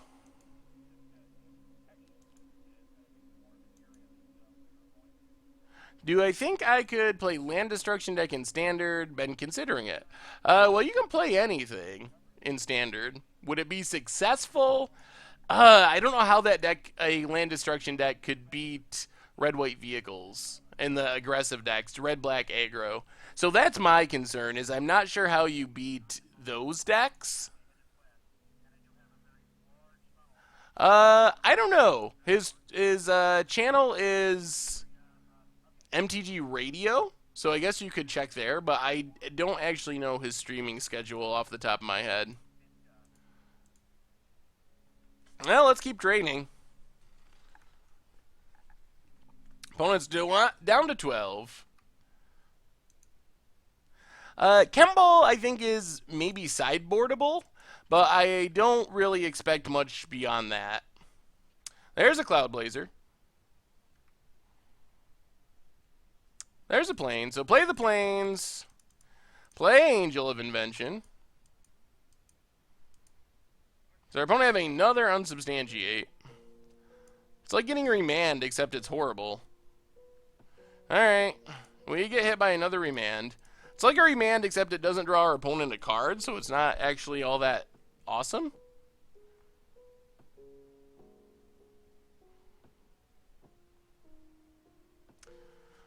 Oh, we are so close. I believe this is the Aetherflux Reservoir deck. I really think it is, just with Unsubstantiates. So I don't expect Panharmonicon. I expect Aetherflux Reservoir. Oh, damnation. I'm sorry. Been trying to be careful with that. There's a subscribe button up at the top of the screen. Yes, this looks a lot like a deck that could play Panharmonicon. I just don't think it actually is playing Panharmonicon. Oh, those Unsubstantiates have been super annoying. Pass the turn. We're not going to reveal this Westfall Abbey.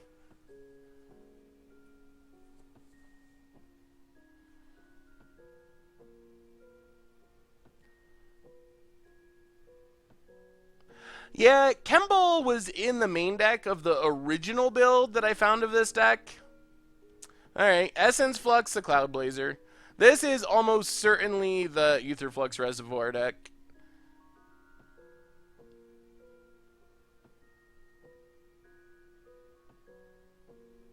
Oh boy.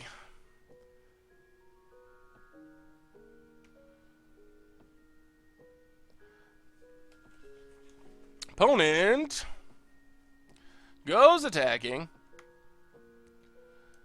I think we're going to get rid of this Gear Hulk once and for all. Drain our opponent. We drop to 16. LOL failed. WTF BBQ. Welcome to the Fishbowl. And thank you for your subscription.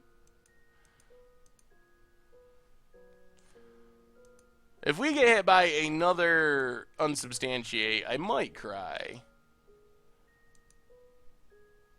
Well, this is the non-budget version, to be fair.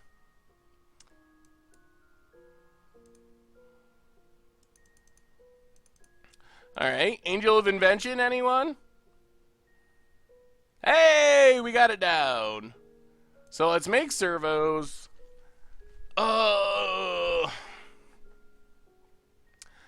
And I think we gotta play Westfall Abbey now, unfortunately. I wanted to slow roll it, but I don't think we can. I think we just pass here. We gotta play it because we need to have Anguish Unmaking up. Pona has engulfed the shore.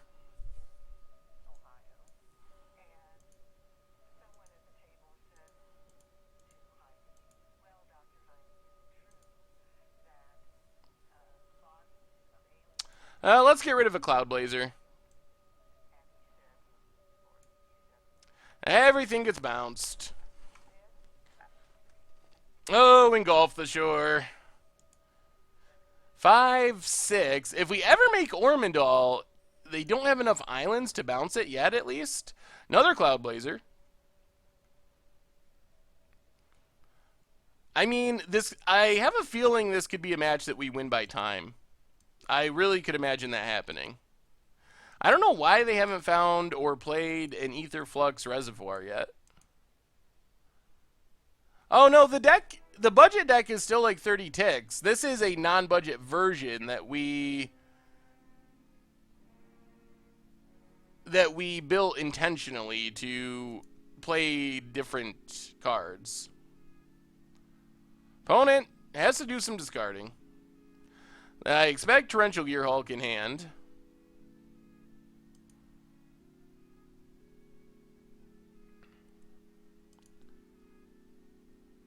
This is still game 1 of match 3. And I've seen this deck in action before. It takes forever. I think Panharmonicon could be sweet in this deck. I just don't know if there's room.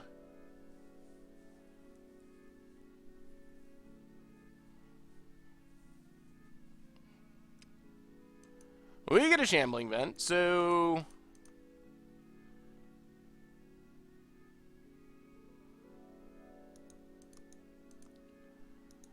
do we want to play Angel of Invention into Gearhulk?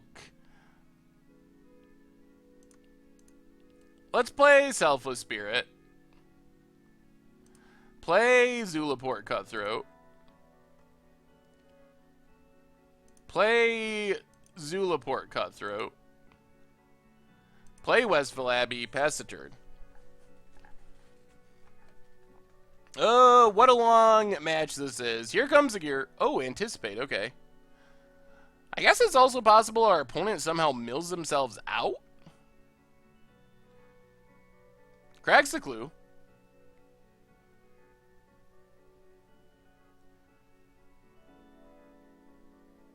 Cracks the clue.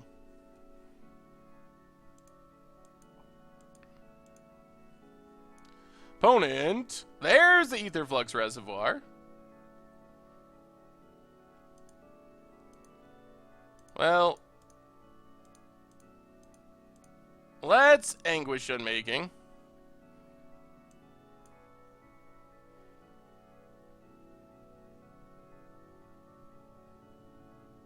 Opponent Essence Fluxes in response. I don't think they can combo off enough to kill us at instant speed. Maybe, but that seems unlikely. Alright, Reservoir down. We're down to 12. Opponent gets an Inspector. Gets a clue.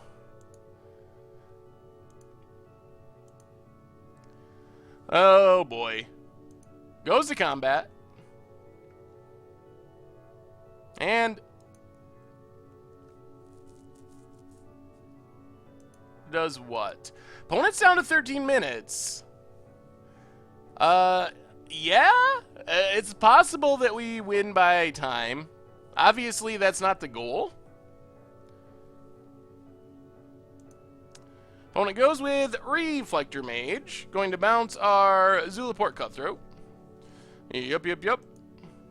And another Reflector Mage. On our second Cutthroat. We draw a nothing. But we get to Angel of Invention. Make some servos. Shambling Vent and pass the turn.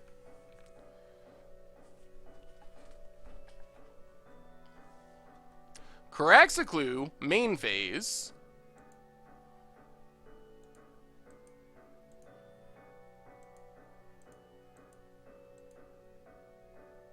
What's our opponent have here? Another Reflector Mage.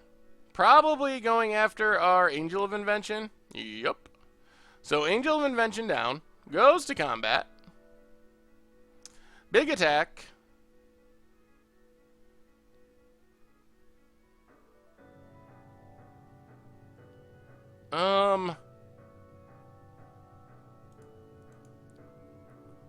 I think we're going to trade off and trade off.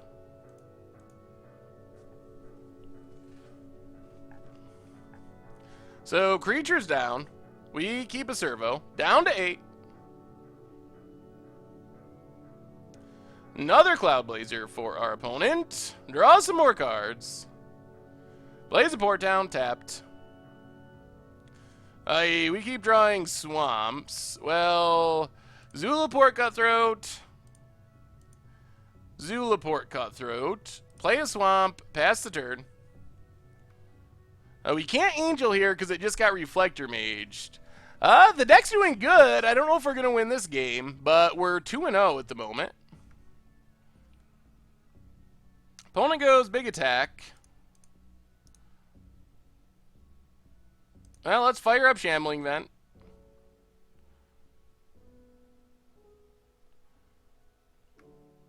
Block Reflector Mage, block Reflector Mage. Good enough.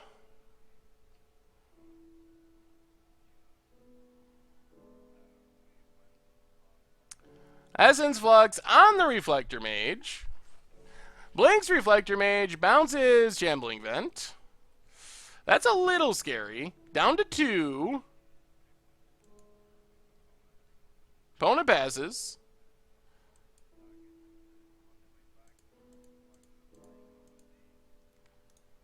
Well, let's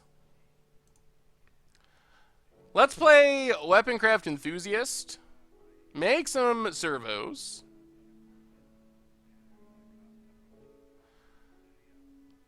Play Shambling Vent. And I think we just have to pass the turn for now. Yeah, the prices go up sometimes. We're going to have to flip our Westville Abbey, I believe. Opponent goes to combat. Here's the big attack.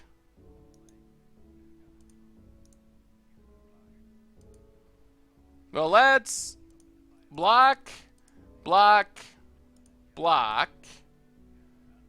And then after blocks, make sure I click the right thing. Sack 5 creatures, transform.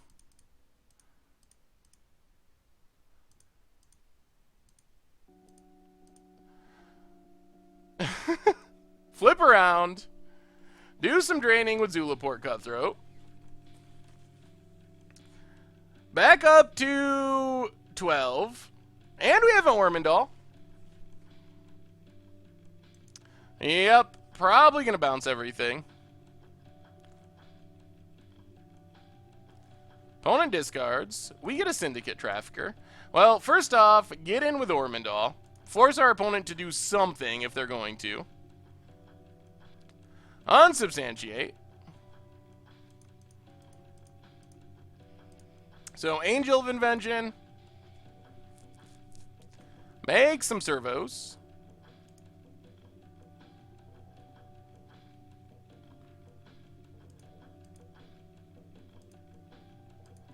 Play Syndicate Trafficker.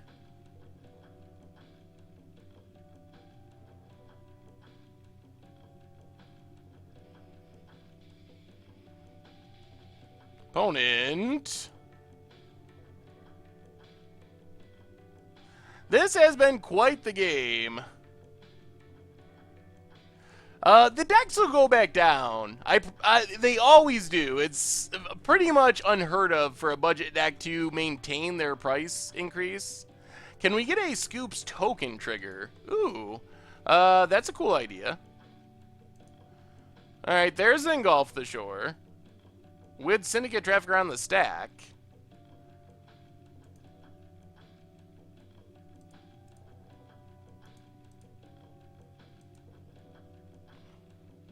Well, let's play Westville Abbey and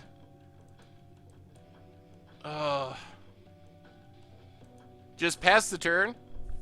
We can't really play more stuff into those Reflector Mages.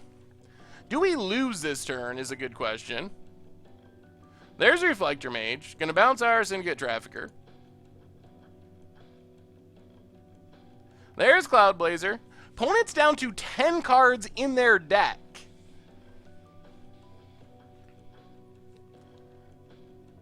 There's Aetherflux Reservoir, which we do not have an answer for. And Thraben Inspector. Makes a clue. And passes. We get a Bygone Bishop. Is there any way of us flipping around 1, 2, 3, 4, 5? 1, 2, 3, 4, 5, 6, 7, 8, 9, 10, 11, 12 mana? So we're creatures short of flipping?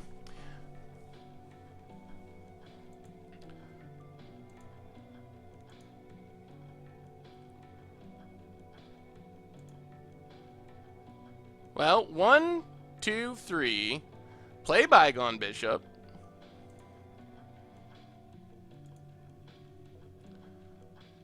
Play Zulaport Cutthroat. Get a clue.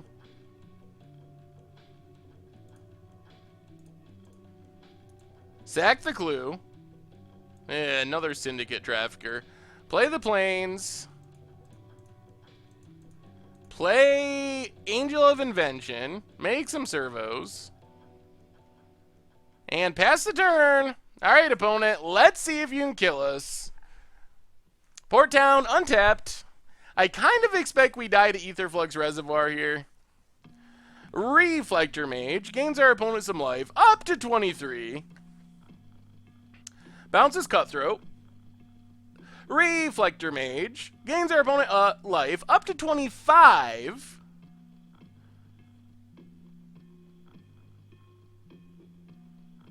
What's next? Pilgrim's Eye gets our opponent a land up to 28. They have enough mana for a Torrential Gearhulk. There's the Gearhulk. Does this win our opponent the game? How many blink effects do they have? Up to 32. Blinks. Gearhulk up to 37. How many are there? One more? Up to...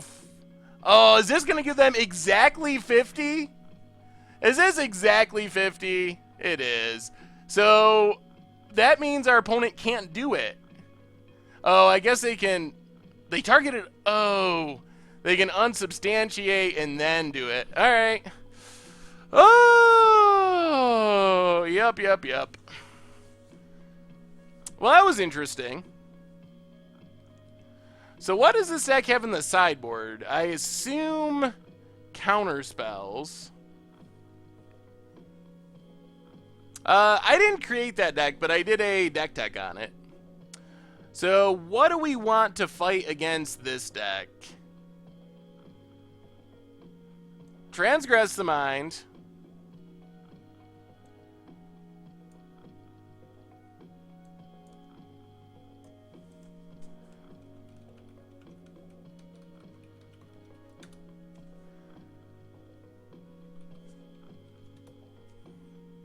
Anguish Unmaking. I wonder if we can bring in Liliana.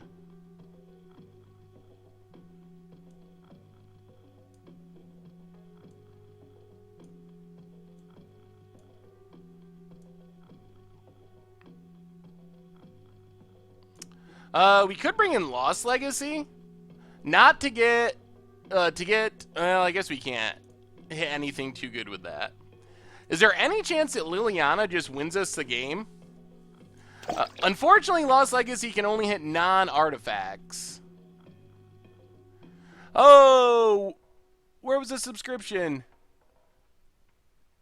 Clockwork Parallels. Welcome to the Fishbowl, and thank you so much for your subscription.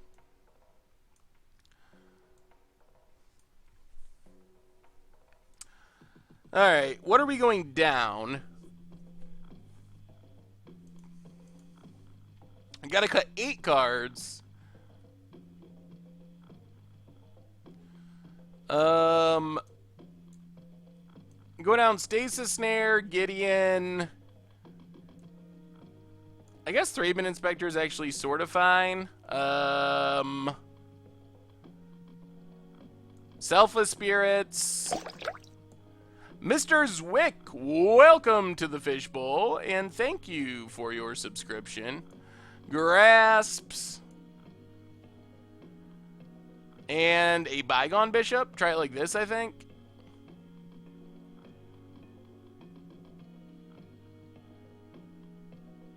Alright, let's try it.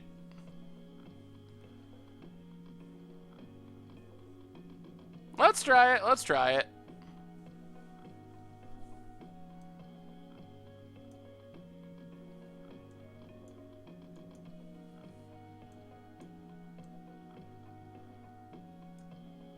Alright, we get to play first. Yeah, this hand's fine. Kind of a somewhat curve-out hand, except for our mana issues, but planes into Thraben Inspector. Pass the turn. This is probably going to be a warp speed game, I assume. Port town for our opponent. Well, let's get in with Tradesman Inspector. Play Shambling Vents, pass the turn. We do have an Anguish Unmaking to deal with our opponent's first big play. Ooh, there's a Trafficker. We'll get in with Tradesman Inspector. And let's just play Syndicate Trafficker, Shambling Vents, pass the turn. Panharmonicon is interesting, but we don't have that much room in this deck. Reflector Mage, going to bounce our Syndicate Trafficker. So Westville Abbey.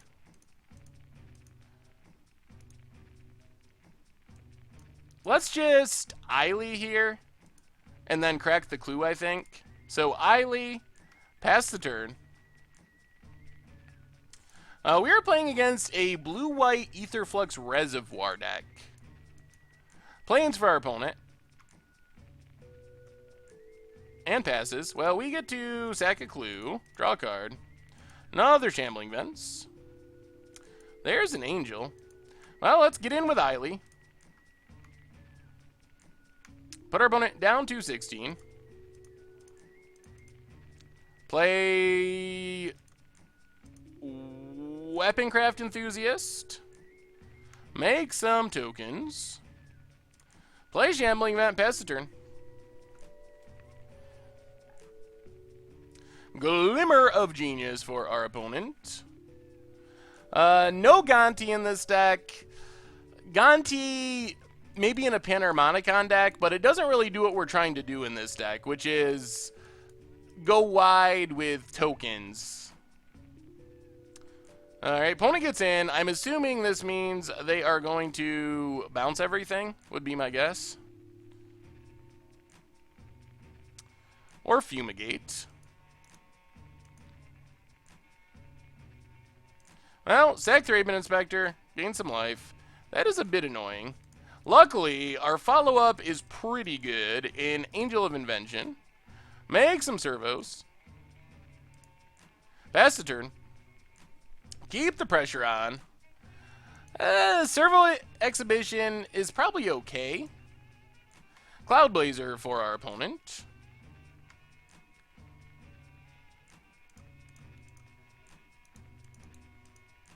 Let's just attack with everything. Opponent blocks. Another Angel of Invention. Make some more servos. Pass the turn. Another land for our opponent. Another Cloud Blazer for our opponent. Has to discard. There's a Gideon. Well, let's get in with our servos.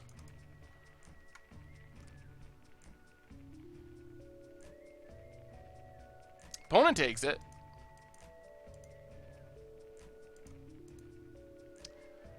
Play Syndicate Trafficker. Pass the turn. Trafficker is very good in this deck. Our opponent had Negate mana up there. I don't know if slamming Gideon there was the best choice. Opponent gets in with Cloud Blazer. So this has got to be bounce everything. Yep, there's Engulf the Shore. And a Gideon. Well, we get to kill our opponent's Gideon.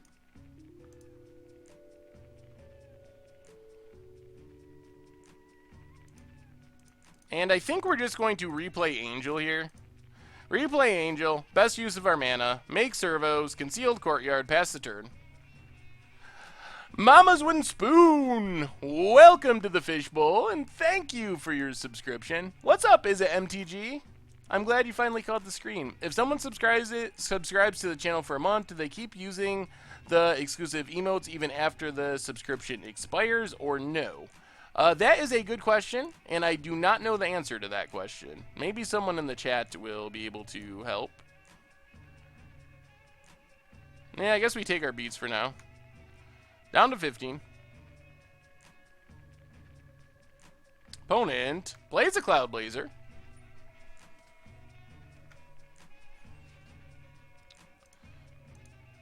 Well, we get a Syndicate Trafficker. Get a Gideon. Make a 2/2. Pass the turn. I feel like we're kind of losing this game. It just does not feel good.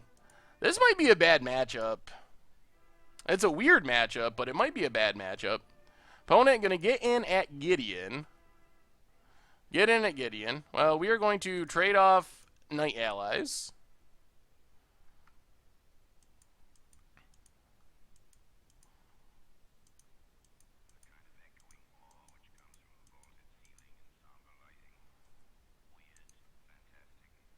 Opponent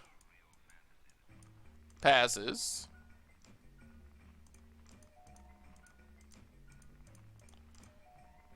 Well, Angel of Invention makes some servos.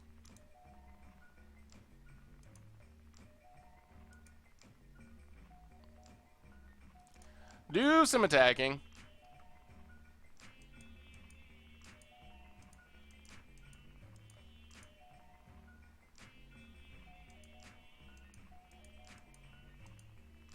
There's Torrential Gear Hulk. Probably for Engulf the Shore. Yep.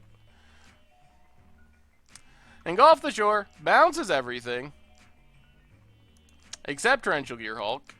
We make a token. Pass the turn. Opponent anticipates. So we're going to lose our Gideon here, unfortunately. What's up, Muncher? Welcome.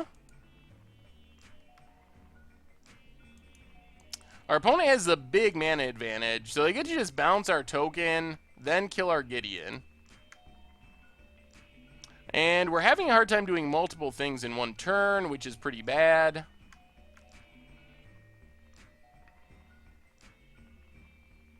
There's the Cloud Blazer. Opponent passes. Well, there's a land. So, Angel of Invention. Make some servos. Syndicate Trafficker. Opponent anticipates. If I had sacked an artifact in response, would I have kept the Trafficker? Nope. Syndicate Trafficker becomes indestructible, but it wouldn't keep it from getting bounced. And the toughness would not have been big enough to get around the islands. I think there were 5 islands. Well, let's see what our opponent's plan is. Goes to combat.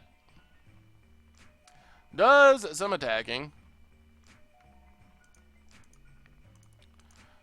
Well, let's see if we can kill Torrential Gear Hulk.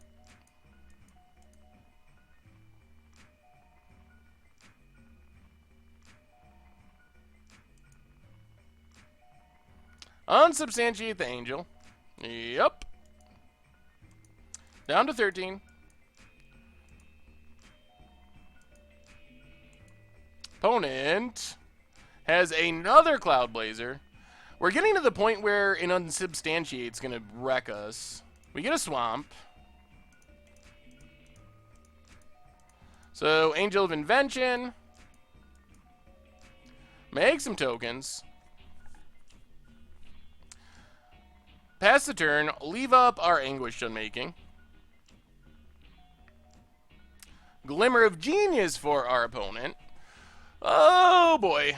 This match has been so long. It's almost not been super enjoyable because of that. There's a Gideon for our opponent. Makes a 2/2. Goes to combat.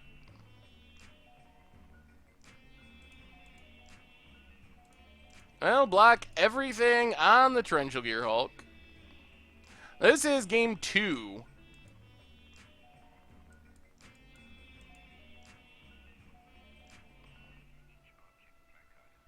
Alright, Gear Hulk down. Opponent passes. Well, let's anguish on making the Gideon. Opponent has Dispel.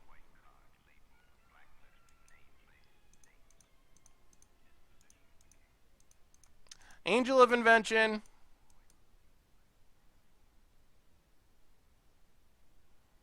Summary Dismissal. Good lord. Zulaport Cutthroat. Pass the turn. Oh man, I think we're pretty much done for here. That is like the 4th Cloud Blazer for our opponent. Fires up Gideon. Goes to combat. Big attack.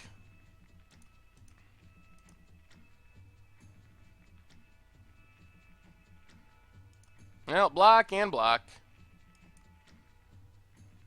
Drain our opponent down to 20. Down to 19. Opponent passes. Angel of Invention. Yep, and that's going to do it. Alright, good game, good game. Well, down to 2-1. That just feels like a really hard matchup. But, yeah, I mean, if that's a bad matchup, whatever. That's a 0.05% of a matchup, so it's frustrating. I tried the Twitch website and have no sub option. There's no, you can't, isn't there a sub button up on the top of the screen, Matty F40? I'm very confused. Yeah, that was not a very entertaining match, and it's not even very telling or, like, important to the power level of our deck. Because if we can or cannot win that matchup, it really doesn't make a difference. Yikes. Alright, that's a lot of swamps. What does Syndicate Trafficker do in this deck? It is a sacrifice outlet, it is a very powerful attacker, and a very good defender. I think Syndicate Trafficker is one of the better cards in our deck.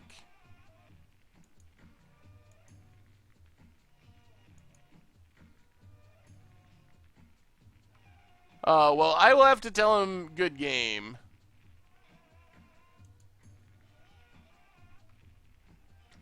If this is the same matchup, I might just scoop. I do not know if I have it in me to do this again for an hour. The deck is interesting and sweet.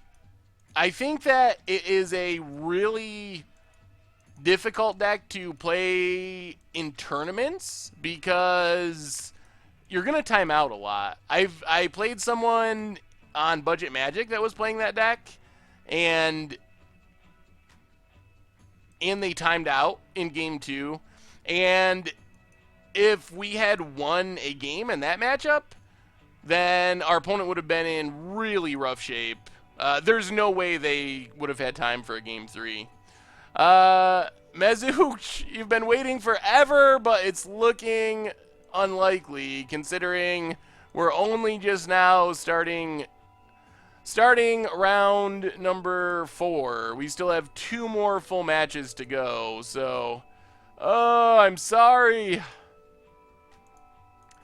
It's been a string of just super long leagues for the last, like, 3 leagues. I played it all last night. It's good against everything but Planeswalker control decks. It's a plane to play, though. I could see that. Hey, you're welcome, Mean Pork. Opponent gets to start looting. We do not have an answer for the looter scooter at the moment. Usually, it seems like most of the time, like once a week, we have a league that goes short and we can do a game or two a Momir, but we have not had any short streams in a while. What's our opponent have? Kills our Syndicate Trafficker. Matty F40, welcome to the Fishbowl, and thank you for your subscription. They are promos. You can get them, should be able to get them from just about any bot on Magic Online. Choozy. Welcome to the Fishbowl. Thank you for your subscription. Oh dear, oh dear. Well, not having an answer to this copter is going to be very bad for us. Also, this was a very awkward draw. Maybe there was a chance that we should have just mulliganed. Because we're not even going to be able to play our Angel on time by the looks. It looks like the Tomer video is going to be Thursday because a different video is coming out tonight. So Thursday for the Tomer video. HC Dota, welcome to the Fishbowl, and thank you for your subscription. Opponent. So this is not the same matchup. This is a very different deck. It's not going to be nearly as boring as and grindy as the last one. This is blue-white mid-range. So they're going to have Avacins and Spell Quellers, and they're actually, like, they're not an aggro deck, but they can kill the opponent. So it's not going to be... The last deck doesn't really have a plan to kill the opponent. It hopes to just stall out and then eventually win with Aetherflux Reservoir. But it doesn't have any way of really winning quickly. No. Just doing a different video with Tomer. Tomer's not leaving.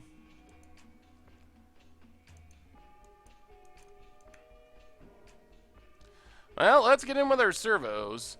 This is going very badly because of our mana situation. To the point where I think we have to Thraben Inspector and crack a clue here. In case we hit tapped white mana. Or removal, I guess. Bonus Xer clue.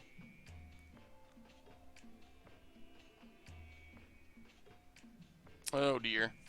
Yeah, well, maybe we should have mulliganed this. Will I be playing Frontier at all?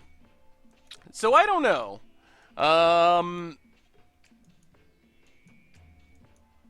I think that Frontier really doesn't appeal to me at this point. The card pool is so small, and personally, like, a format that's the dominance of Siege Rhinos and Collected Company, like, that format isn't really appealing to me. So, for right now, most likely not. Also, it's not supported on Magic Online, which makes it even less likely that I would do content or anything like that. Frontier is not an official format.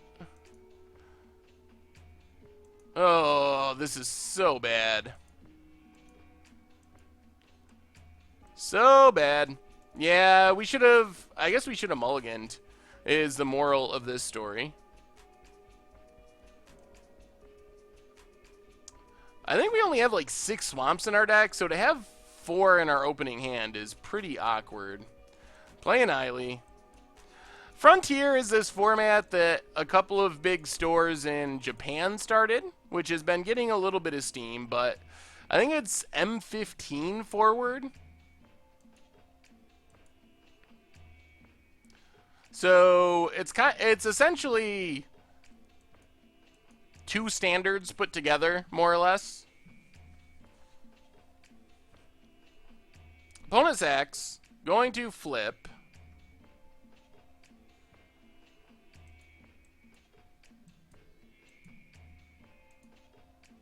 We get to sack some stuff, gain some life. This is pretty awkward that we just couldn't cast any of the good cards in our hand. I guess we should have mulliganed.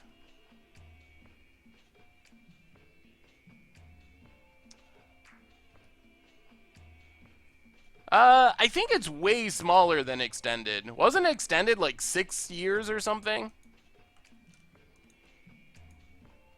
I don't know. I would be fine and potentially interested in another format, but M15 onwards just does not appeal to me. If it was like Shards of Alara or some semi-old set that started the format, then I would be potentially maybe interested. Yeah, I mean, this was just a very awkward draw. I guess we should have mulliganed. So, yeah, it just does not really appeal to me right now. I think it's cool, and it's not that I wouldn't try to maybe brew something with it at some point, but the card pool just doesn't seem interesting. If it was a deeper card pool, then I would be more interested. Have I thought about doing a Penny Dreadful tournament for a Thursday stream? Uh, are there even Penny Dreadful tournaments? Is that a thing that exists? I mean, I know that Penny Dreadful is a format and I'm familiar with it, but you can't, like, I know there's not supported tournaments. So I don't even know, I wouldn't even know how to go about trying to stream Penny Dreadful if I wanted to. Jake is doing fine. He's just not doing content at the moment.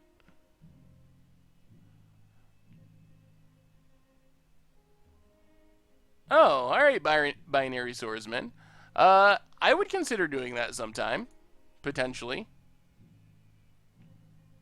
Yeah, that was my. If they want to do this frontier format, I would rather have it be.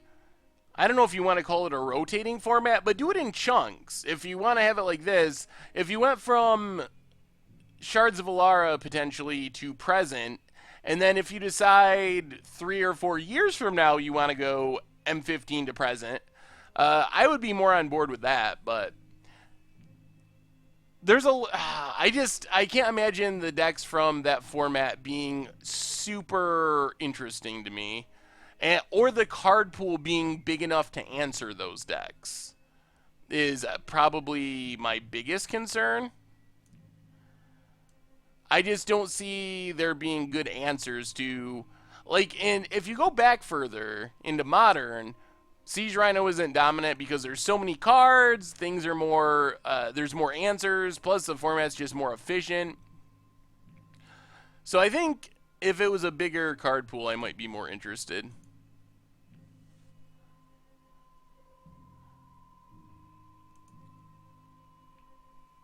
Alright, this hand actually looks much better than the last one. That said, we might just not draw land for like a million turns and lose, but it seems reasonable. Mackie Pooh Bear, welcome to the Fishbowl, and thank you for your subscription. Yeah, so, I mean, I think it could be cool. Just, when I think about it, I think, Siege Rhino, Collected Company, Mono Black Devotion. That's what I think of that format off the top of my head, and it doesn't make me think, wow, I really want to play that. I can play Abzan Control for another 4 years. Sweet. I mean, I think it's a good idea, and it could be a good bridge format for people that have cards. I like that aspect of it, that it might be able to help newer players have something to do, essentially. If your collection doesn't go back long enough for Modern, maybe it goes back long enough for Frontier. So I don't think it's a bad idea. I think it's actually probably a good idea, although I would argue there would be better ways of implementing it as far as time frames. But it's just not something that really interests me personally. But I still think it's a fine thing to have exist. I think this is our time to just get a Liliana down and start plussing it while your opponent's tapped out. And our mana is actually turning out pretty good. So we have 4 lands now. And that gives us the possibility of playing 2 2-drops next turn, which is solid. And we're back to being 1 land away from Eiley. And now, with the upgrade of adding Liliana to our deck, we actually have the possibility that we can simply try to stall, more or less, until we ultimate Liliana. as another way of winning.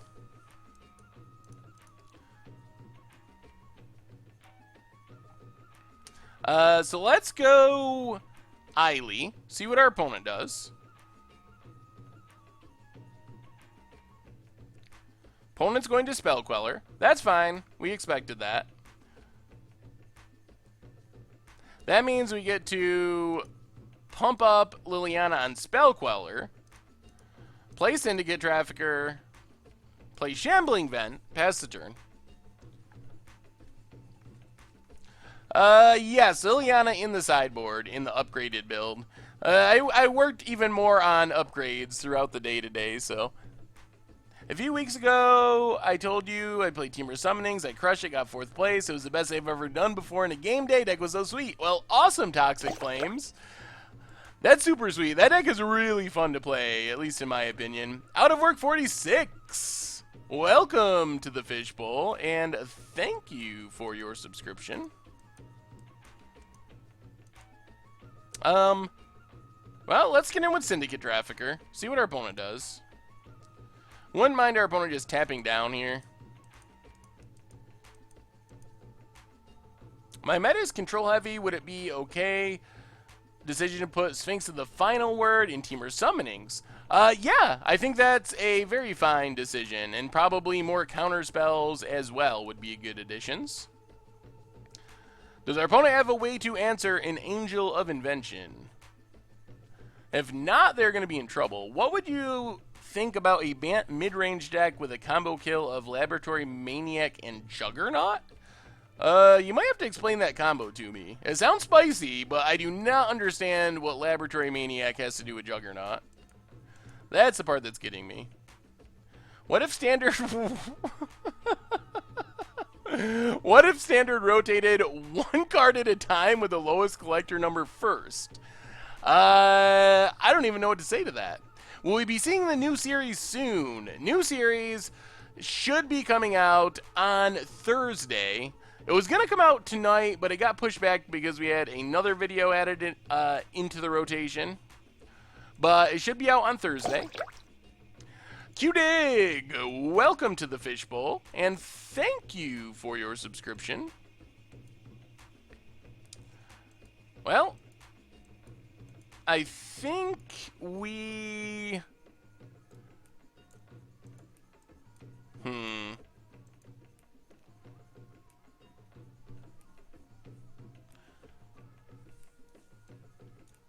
We're in a position that where we could get blown out by Avacyn if we attack too aggressively.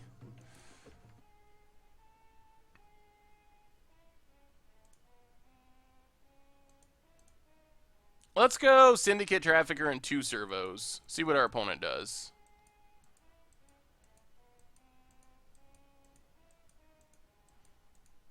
There's the Avacyn.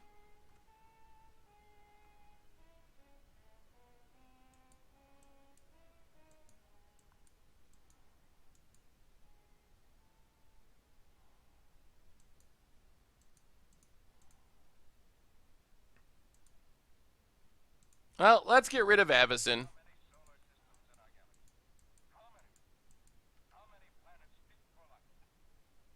Stuff does become indestructible still. Opponent blocks and blocks. So now we have to sack a token. Get in for 2. Pump up our Liliana. So Liliana isn't looking like it's going to ultimate. For your next deck, can you make a 5-color aggro-human deck? If you do that, it would be awesome. That would be sweet. I think that's a possibility that we could do at some point. There's one in Modern that is 5-color humans, essentially. This is Magic Online, or Magic the Gathering Online. Opponent quells in at our Liliana the Veil. Do they really have another... Do they really have another Avacyn is the question. Well, let's go with a Tepid attack of just going with Syndicate Trafficker. See what our opponent does.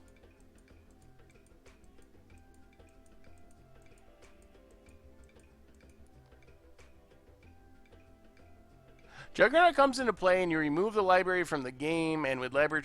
I don't think the card is Juggernaut. It's Leveler, I believe. I think you... I know what you mean now, though. That would be a cool combo. I can't remember if we... I don't know if we played that exact combo on Against the Odds. I don't think so. Well, I think we're going to lose our Syndicate Trafficker here, unfortunately.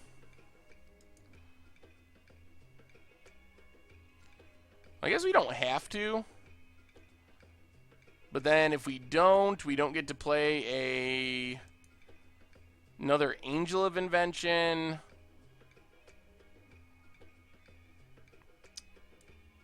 We haven't drawn a Selfless Spirit.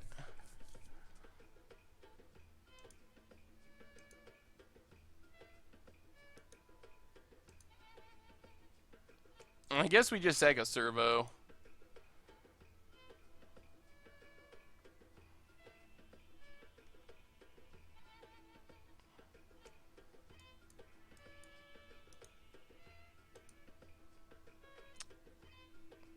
Pump up Liliana. Play another Syndicate Trafficker. Pass the turn.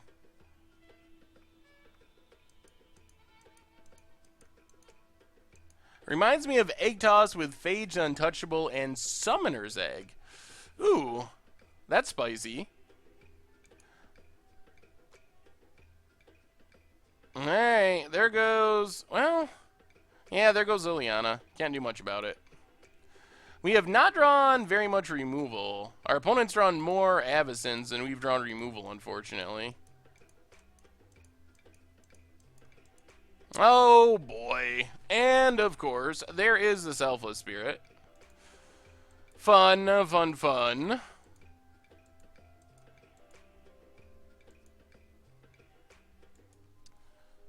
We might lose to that combo.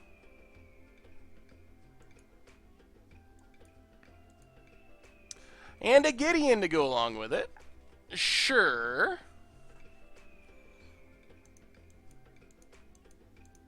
Yeah, we are in trouble unless we start peeling removal. We have a lot of it in our deck, but we have not drawn essentially any of it. And just a land...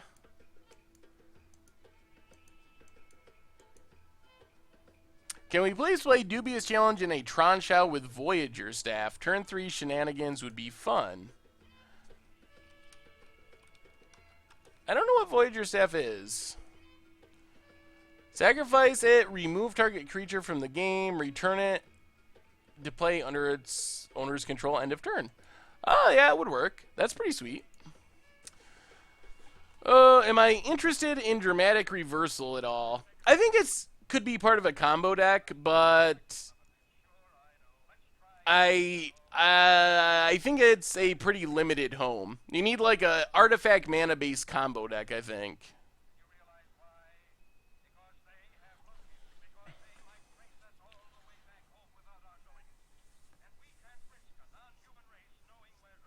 You do.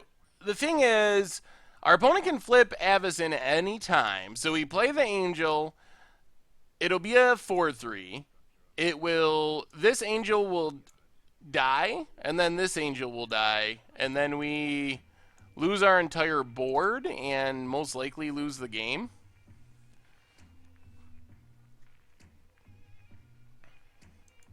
I don't know what we can do here. The problem is, no matter what we do, our opponent can sack this Selfless Spirit.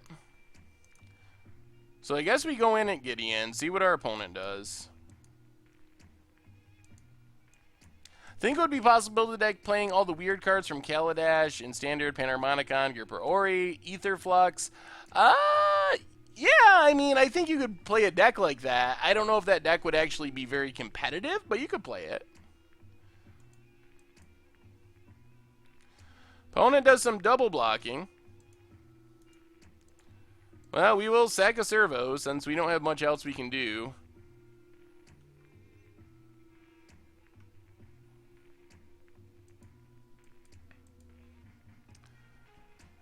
Avison's going to flip, and we are going to get pretty wrecked.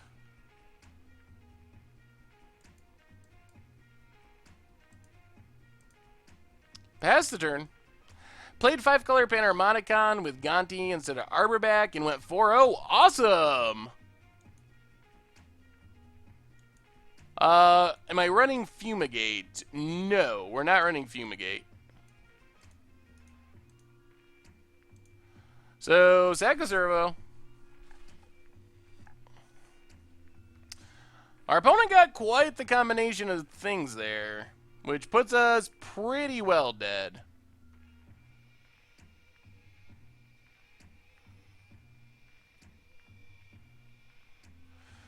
The deck is actually doing really well, I think.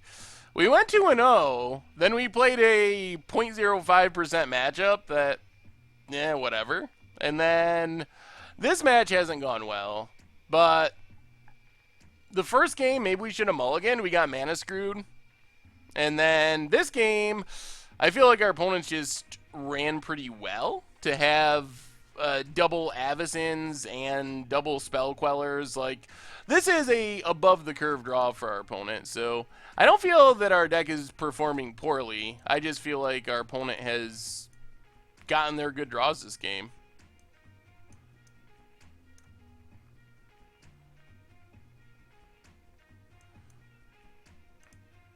So we get a land.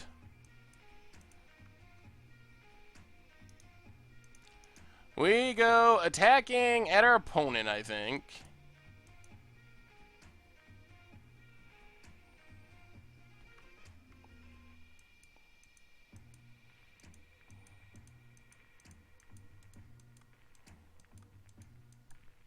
Opponent blocks.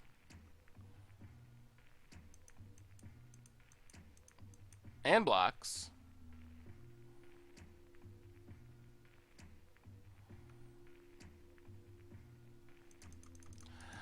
We get Angel of Invention. Make some servos. Eiley. Also, it's worth considering with these games that, Jeez. Yeah, I mean, if you're playing the blue-white mid-range deck, this is just a very good draw. Turn 10, you have double Avison, triple Spell Queller, Gideon Reflector Mage, Declaration Stone, so, yeah. I mean, it doesn't make me feel any differently about the deck. Sometimes, I mean, that's the thing with Magic. You got to consider that the best players in the world win 65% of the time, so there is a significant amount of variance involved. So this could be the best deck in Standard, and it's still going to lose, 35, 40% of the time. All right, on to the last round. Playing for that treasure chest.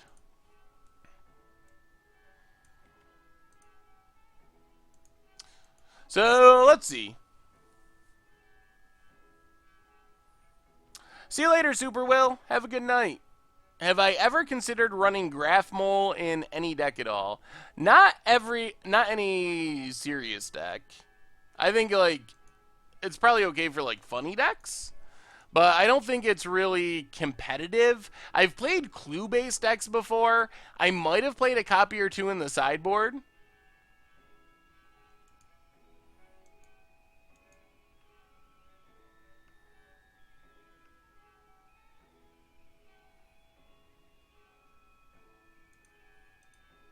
I think you would be surprised if you could see the win percentages for pro players on MTGO. There's occasionally stuff that gets sent out, and I think you'd be surprised that it's not much above 70%, and that's probably hot strings during a hot running time. Unfortunately, we are in another situation where we don't have a good answer to the Smuggler's Copter, which is pretty annoying. So let's Thraben Inspector, get a clue, play a Swamp, and I guess we just go with the race plan, play a Selfless Spirit, pass the turn.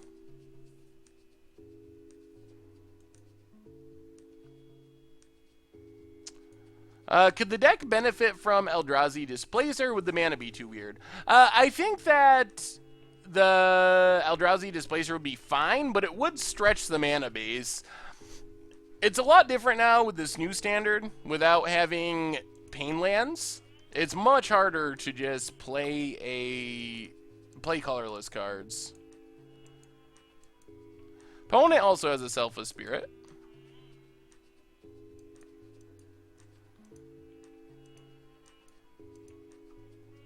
Well, let's go attacking, see what our opponent does. Opponent trades off Selfless Spirits. I think we need to sack this clue. We really need... Alright, there's a land drop. Play a Thraben Inspector, get a clue, pass the turn. Yeah, people ask sometimes about why I don't record budget Magic and stuff like that in leagues, and this is the exact reason. Like, people don't like watching the same matchup over and over. And in leagues, that's what you get a lot of the time. I think our last league, we played Green-Black Delirium 3 out of the 5 rounds, so that's just the nature of leagues. Unfortunately, we have not found a way to deal with this Smuggler's Copter still. Fortunately,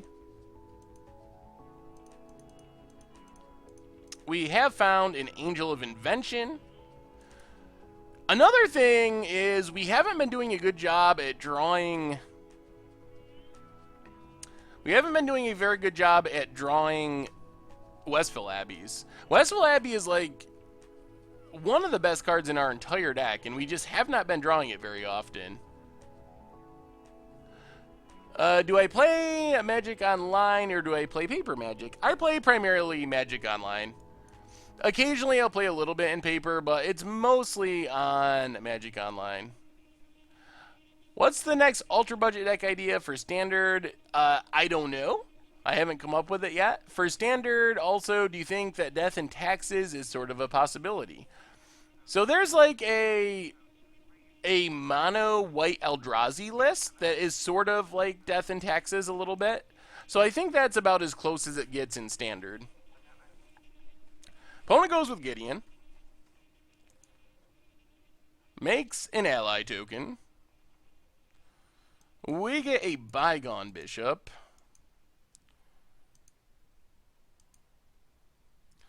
What happens if we attack with everything? Something bad, I think. We attack with everything.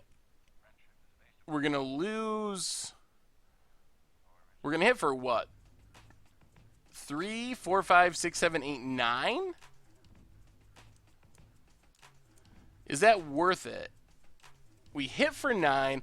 You can always email me, saffronolive@mtgoldfish.com, or tweet at me. Awesome, dude. Good job to be the first commenter. Have I ever tried to do paper games over a webcam? I have not. Beard Plan is going fairly well. Ormondal would be game over right here. We have 4 Westville Abbeys. This is a position where the deck is pretty nuts, but we don't have it here. I think we're just going to attack with everything. At our opponent.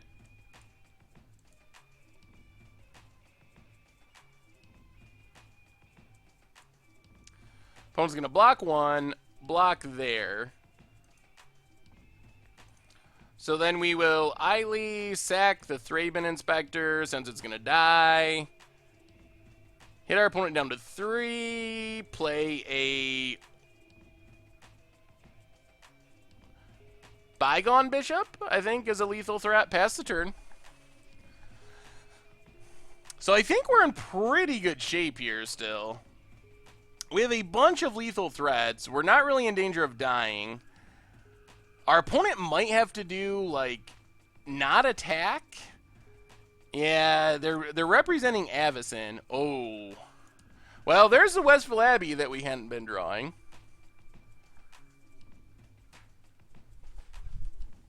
It doesn't just win us the game here, though.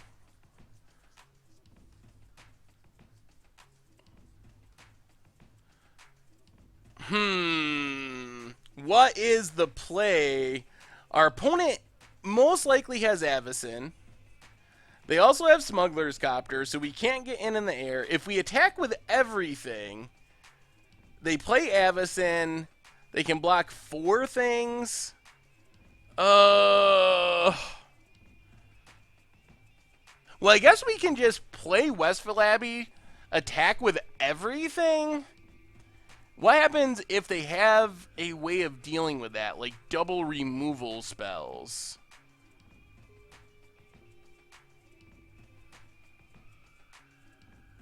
So they play removal spells,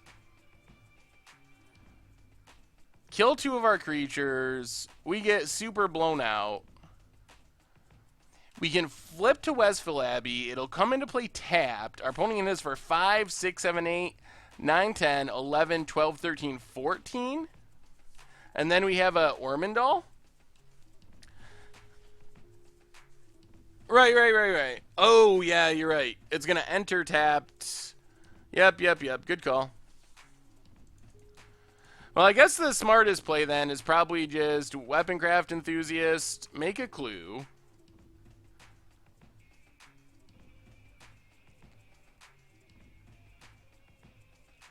Make some servos, play Westfall Abbey, and pass the turn. Just not do anything here. See if our opponent has Avacyn or if it was a bluff. Looks like Avacyn was not a bluff, so good thing we played around it. Opponent's down to 2 cards, though.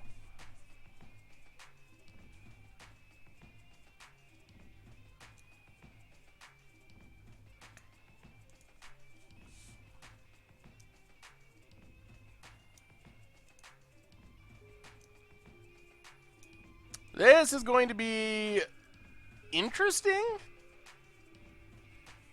We're very close to just winning. If our opponent can play like Selfless Spirit and flip, then we would have problems.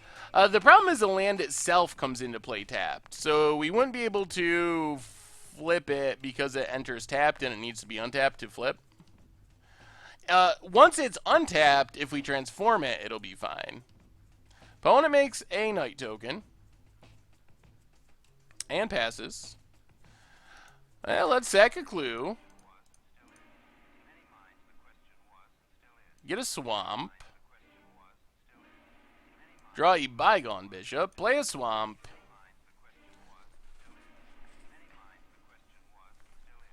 Well, I mean, I think we just attack with everything now. 1, 2, 3, 4, 5. 1, 2, 3, 4, 5, 6, 7, 8. Yeah, we're just going to swing with everything. See what happens, and then we can always flip into Ormondal. I think this is the right idea.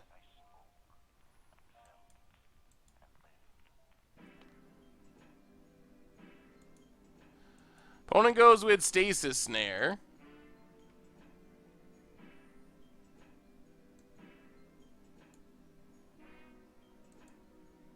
Targets our Angel.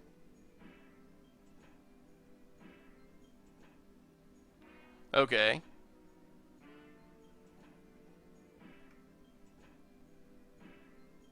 See ya, Parallels. Thanks for hanging out. Welcome, Dorox. Cruise up the Smuggler's Copter.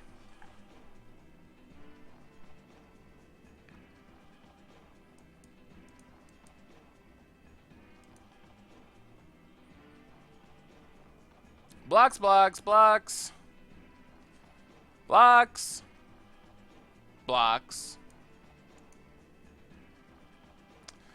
Yep, our opponent had exactly the answers they needed to stay alive.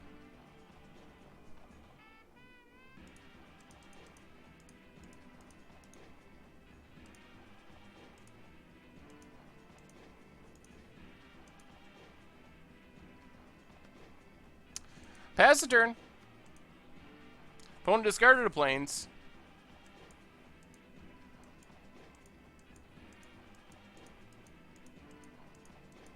If our opponent has exactly another stasis snare, this could still go wrong. Otherwise, we're in really good shape. That's really the only card that we're scared of. I don't think we've drawn a single Marionette Master this entire league. Not a single one. So our opponent must have found another Gideon. Alright, pumps things up.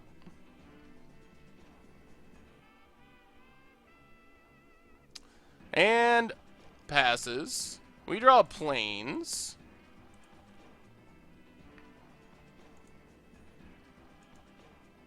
No, I mean, let's get in with Ormondal.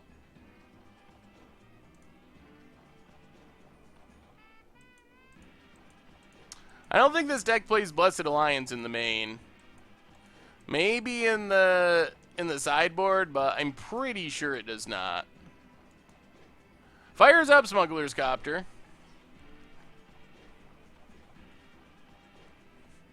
Blocks with the Copter. Loots with the Copter.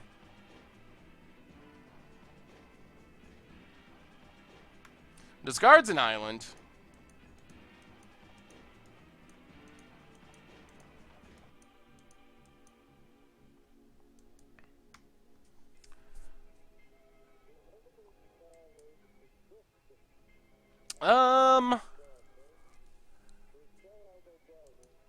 Alright, I guess we just let this... Well, I guess we can sack our clue. Ooh, there's Marionette Master 2. We're a mana short! Alright, pass the turn. We finally drew a Marionette Master.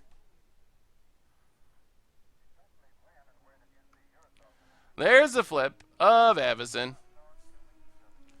Did our opponent really draw another Avacyn? Oh my lord. Opponent is drawing it, that's for sure.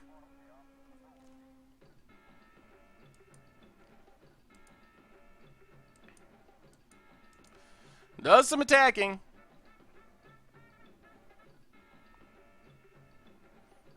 Jeez. Down to 3. We do not draw.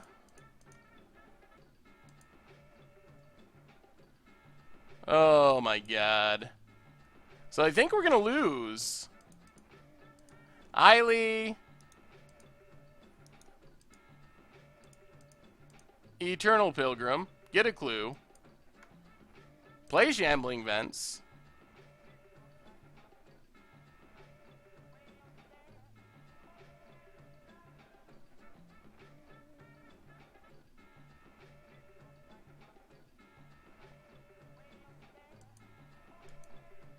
Man, we're so close.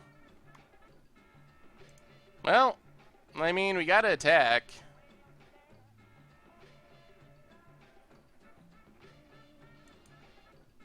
Seven, 8, 9, 10, 11, 12, 13, 14, 15, 16, 17, 18, 19, and that is, not quite the game, but very close to the game. We're going to have to sack.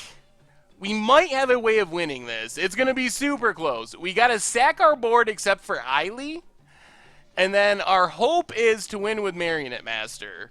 Whether or not this works, I'm not sure, but this is all we can do. So our opponent...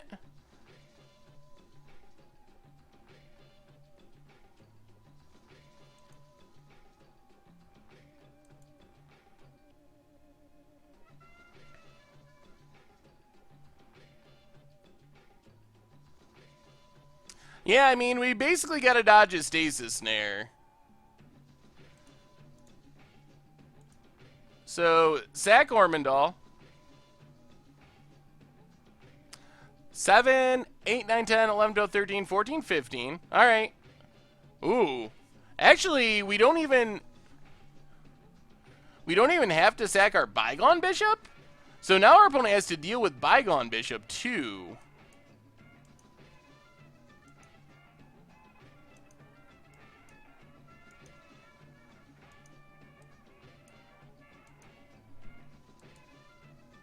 Yeah, let's just attack with Bygone Bishop.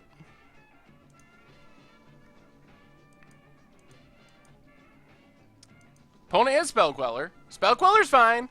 They could still, if their very last card is Stasis Snare, then we can lose. Otherwise, we win.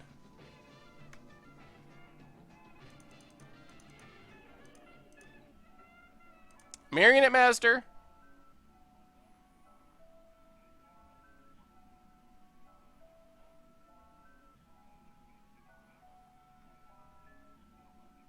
Come on, no Stasis Snare.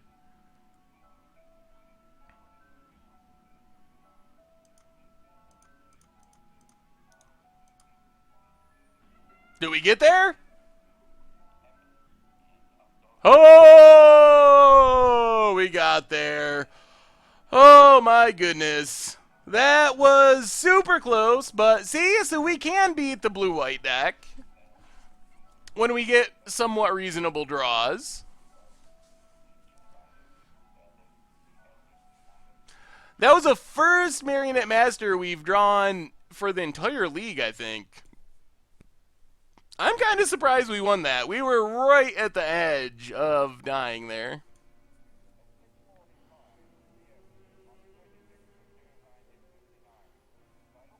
Cut hole, hold priority, sack Ormondal, and Cutthroat is safer there. Couldn't our opponent have just Spell Quellered and then we would have lost?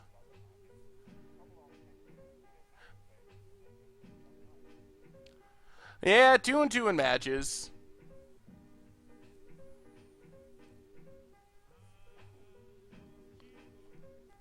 I think if we Cutthroat pre-combat, we lose to double Spell Queller. I mean, I guess we lost. We were gonna lose to different things. Basically, 2 Spell Quellers would have beaten us if we had went with one choice, and then Stasis Snare beats us with the other choice. So, what's up, Winnip? How goes it tonight? Alright, one more win. One win away from finishing off this league. I guess we need our Selfless Spirits to fight against Avacyn. Liliana's Weapon Crafts. Going down. I don't know about Gideon here.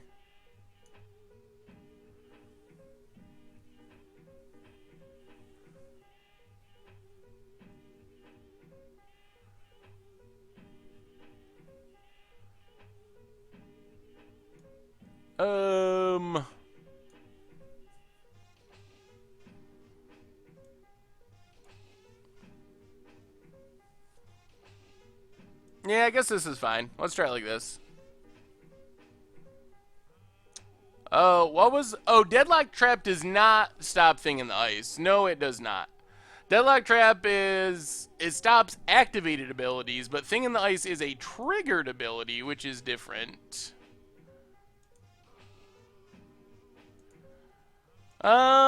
Yeah, we gotta mulligan this. Our opponent's also going to 6, and... Alright, we'll give this a try. Opponent's down to 5. Maybe we get a treasure chest after all. Do we keep Concealed Courtyard? Survey says no. Alright. Planes for our opponent and passes. Ooh, and a Bygone Bishop. Concealed Courtyard, go. We're going to try to get the Bishop down first and just ride it to victory. Ooh. Alright, same plan. Bygone Bishop first. Leave up our Grasp. Planes for our opponent. Planes. Man, this hand is shaping up. Bygone Bishop. Opponent has the Spell Queller. Okay. Pass the turn. Well, Grasp of Darkness. We'll take care of that eventually. Opponent gets in with Spell Queller. Let's Thraben Inspector. Get a clue. Play Westville Abbey. Pass the turn.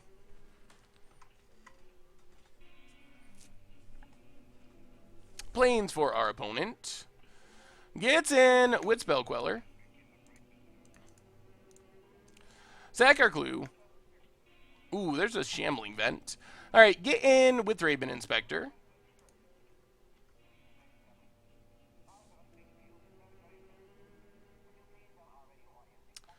Opponent plays an Avacyn.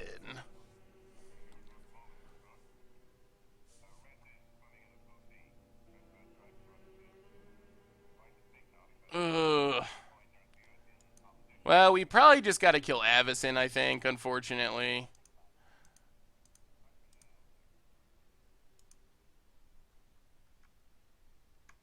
Get in for one. Play Shambling Vent. Pass the turn. Yeah, I think that was our only real play there. Opponent gets in with Spell Queller. We draw planes. So play the planes. Get in with Raven Inspector.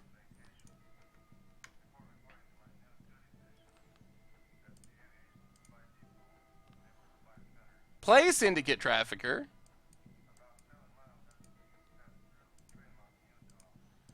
Play Syndicate Trafficker. Play Zulaport Cutthroat. Pass the turn. There's a Stasis Snare. Going after Zulaport Cutthroat, I assume. Yep. Alright. Well, this is going to be close, but we're getting close to... Alright, Reflector Mage on a Trafficker. We're not that far away from flipping a Westville Abbey, though, which is our opponent's biggest problem. 1 card in hand for our opponent. And Thraben Inspector, 0 cards in hand. So close to Ormondal, so close. Sacks the clue. We could also draw removal for Spell Queller to get back our Bygone Bishop, which would be solid. Opponent gets in. We could also draw Angel of Invention. So, Angel of Invention, make some servos. Get in with Syndicate Trafficker.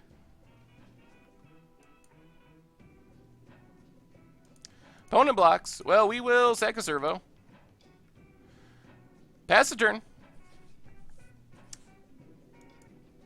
Opponent goes with Spell Queller, staying aggressive.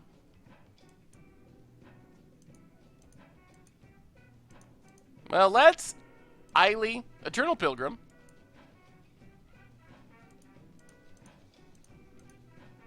Weaponcraft Enthusiast. Make some more servos.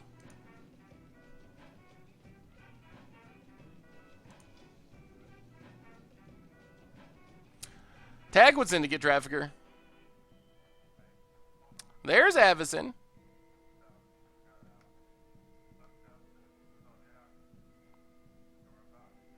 Opponent blocks.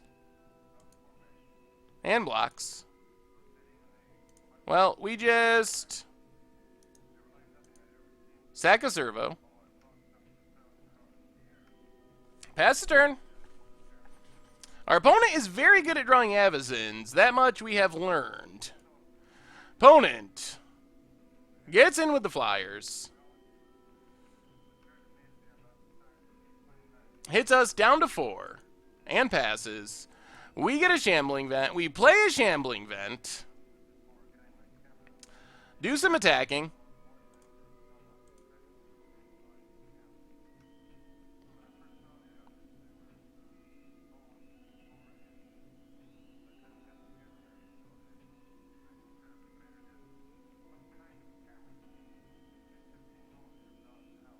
Opponent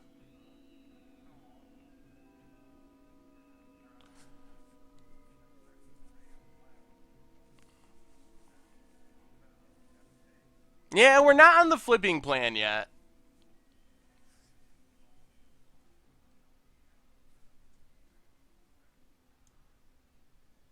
No 4-drop with Fabricate 2.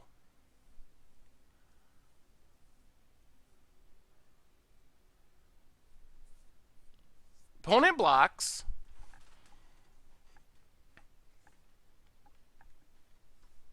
Okay. Thraben Inspector dies.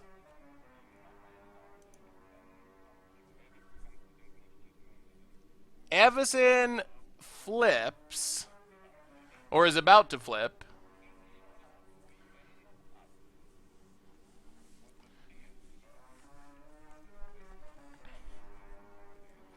All right, pass Pass the turn.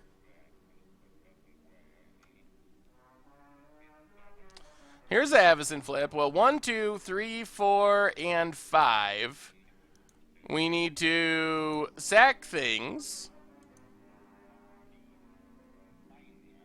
Actually, no.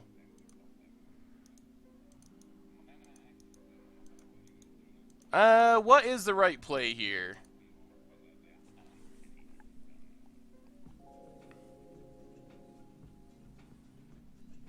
Do we try to flip into Westville Abbey?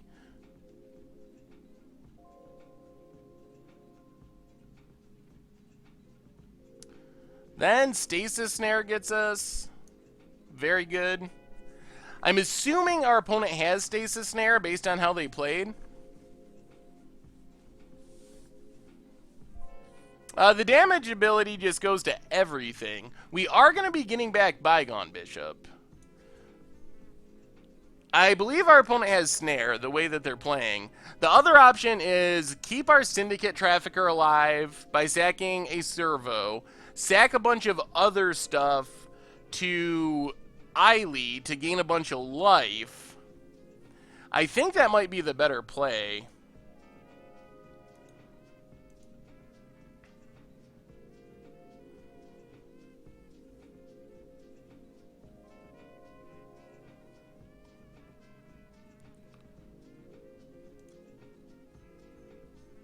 So sack, gain some life.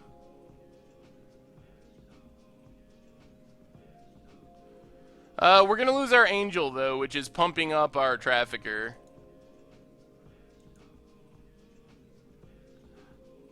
Gain some life.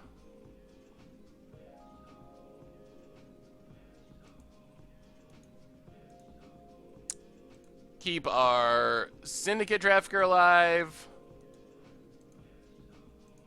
Gain some life.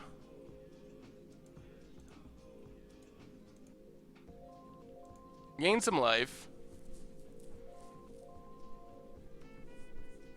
Avacyn flips. Puts us down to 9.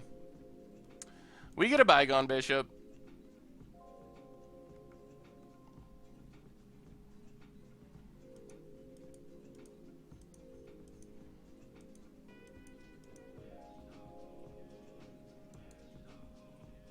If I had to choose between shaving my beard or reinstalling Windows 3.11,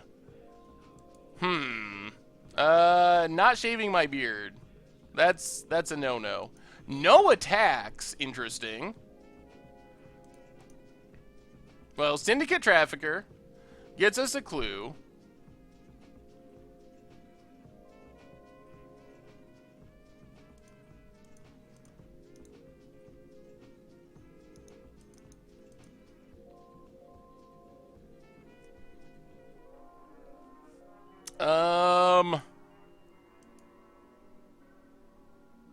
Play Westville Abbey.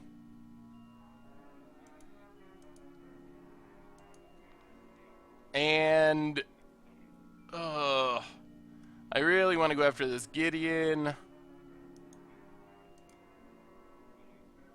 I don't think we can, though. Pass the turn.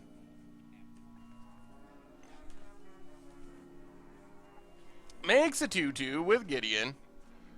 Well, if we fire up the vents, we just run it into Avacyn and lose it.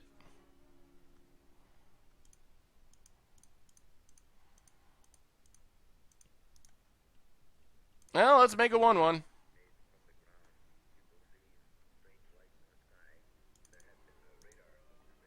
Sack our clue. Drawing lands was not what we were hoping for. Play Shambling Vents, pass the turn. Oh, boy. 2 lands in a row. I think we might lose this game now, actually. Prairie Stream for our opponent. Makes a 2-2. No attacks. This is very odd.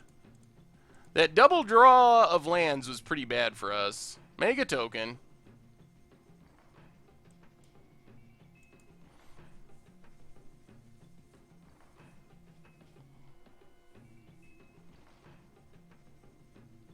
Oh, boy.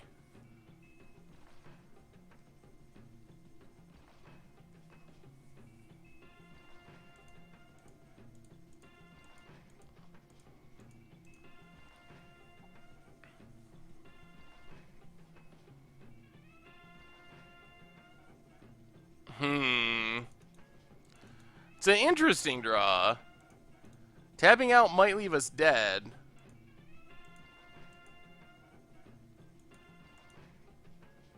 I have heard of the Force of Will game, but I've never played it. Alright, Marionette Master.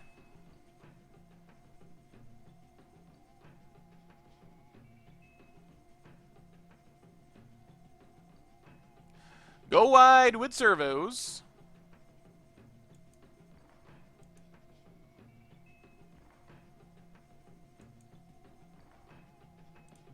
Alright, go ahead. Let's see what happens. Maybe we got to start attacking with at least one of these traffickers.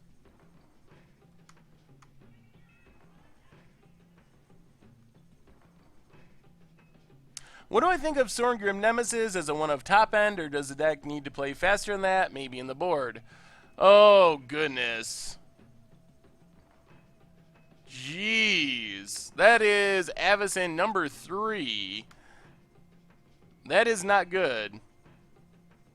Well, we are very possibly just dead now. Man, 3 Avacyns. That's a lot of Avacyns.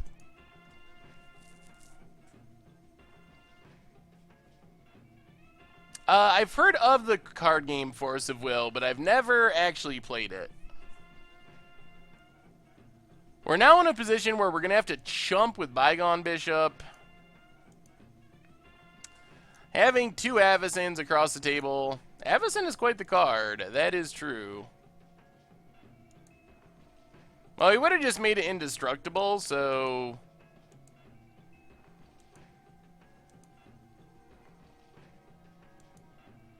I've heard some people that like it. Yeah, I mean, I know they run 4. I don't disagree with that, but still. Our opponent, I think, has drawn 6 Avacyns in the top, like, I don't know, over the last 2 games. Sooner or later, Avacyn's going to have to be at the bottom of their deck. I don't know what our opponent's tanking on. Smuggler's Copter.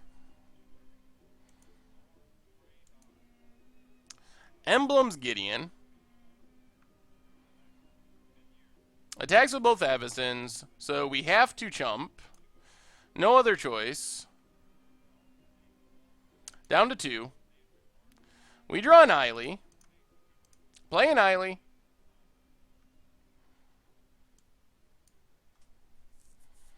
Eiley might give us a shot-ish.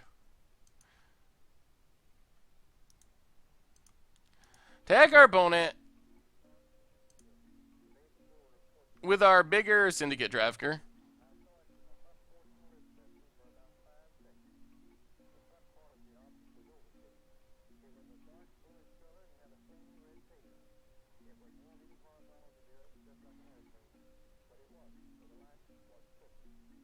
Opponent blocks. Does not block.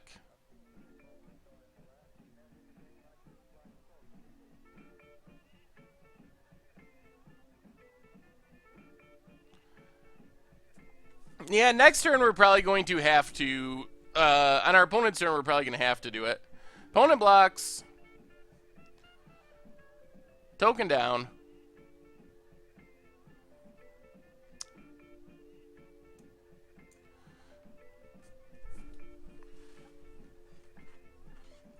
Alright, pass the turn.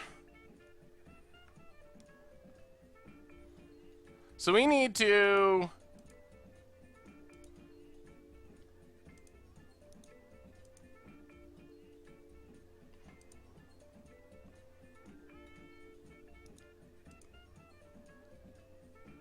sack Syndicate Trafficker.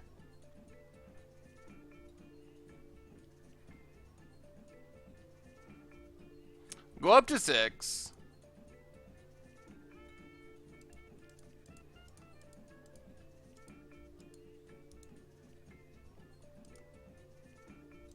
Do some sacking.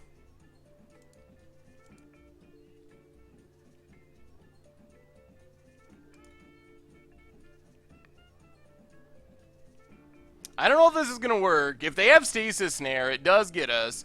Marionette Master drains a bit. We transform Westville Abbey.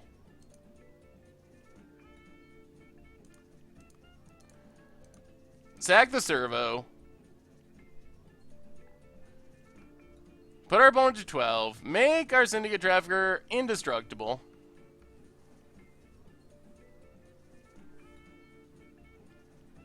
Avacyn flips. Legend rules. Cruise up the copter. Do they have Stasis Snare? They have Reflector Mage. Alright. Ay, ay, ay.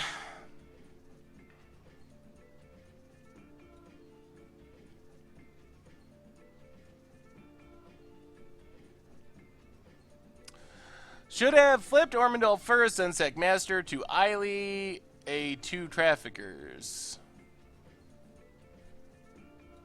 Yeah, I don't think it would have made a difference. Yep, the world's longest match continues. Yeah, our opponent's done a good job of drawing Avacyns.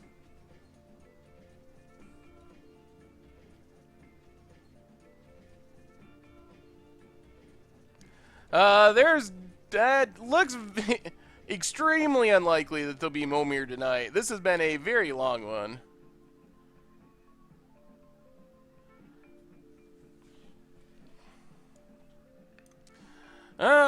It's just hard to make cuts. We don't have that many options for cutting. Alright, this hand looks fairly reasonable. Good enough that we will give it a shot. See if we can win the last game of the last round and get a treasure chest. No, it looks unlikely that there'll be Momir tonight. Our league has been an incredibly long one. Yes, of course, check the replay channel if you missed any of the stream. You can find all the old streams on the replay channel. Well, let's run Syndicate Trafficker out there. Get a clock down.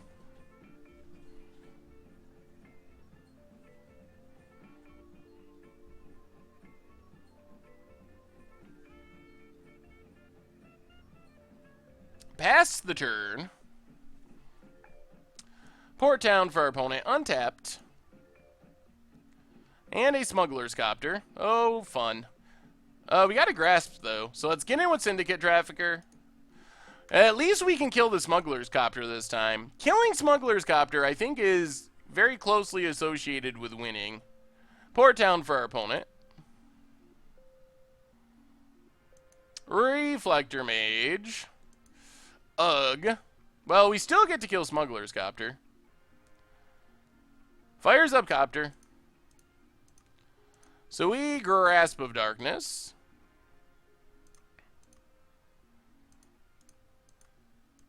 Well, let's Liliana. Missing a land drop there is not good. On Thursday, there's a new series with Tomer, so keep an eye out on Thursday for a pilot episode of that. Opponent has a tap land. And passes. We have a tap land. I mean, I think we still try a Bygone Bishop. I'm expecting Spell Queller. No Spell Queller. Alright, well, plus Liliana. Technically, we're not that far away. Stasis Snare for Bygone Bishop. Technically, we're not that far away from ultimating Liliana, which would win us the game. Opponent gets a land, means Avacyn mana. Do we draw a land? We do not. Well, let's Syndicate Trafficker.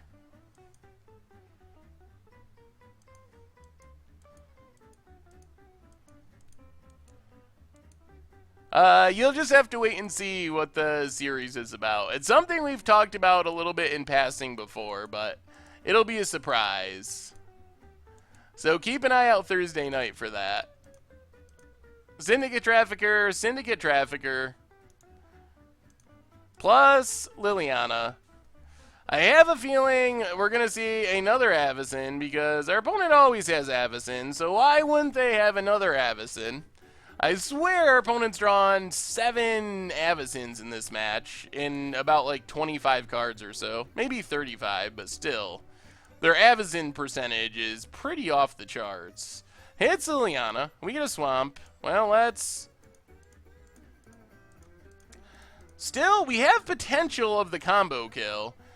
Angel of Invention.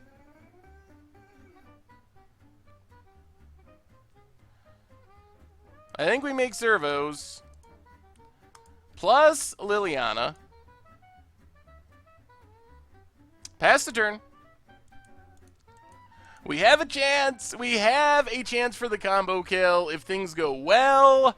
We could use... Yeah, opponent gets in with Avacyn. We could use a Westville Abbey. Opponent... A million mana. Linvala the Preserver. Well, let's see if we draw land. Land would be a sweet draw. Oh, tap land. Well, Zulaport Cutthroat. Tick up. Go attacking with our Syndicate Traffickers.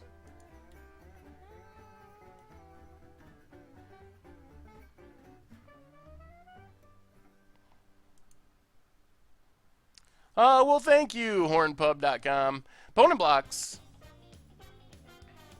Opponent blocks. So we sack a servo, drain our opponent for 1, make it indestructible. Sack a servo. We're actually low on time again.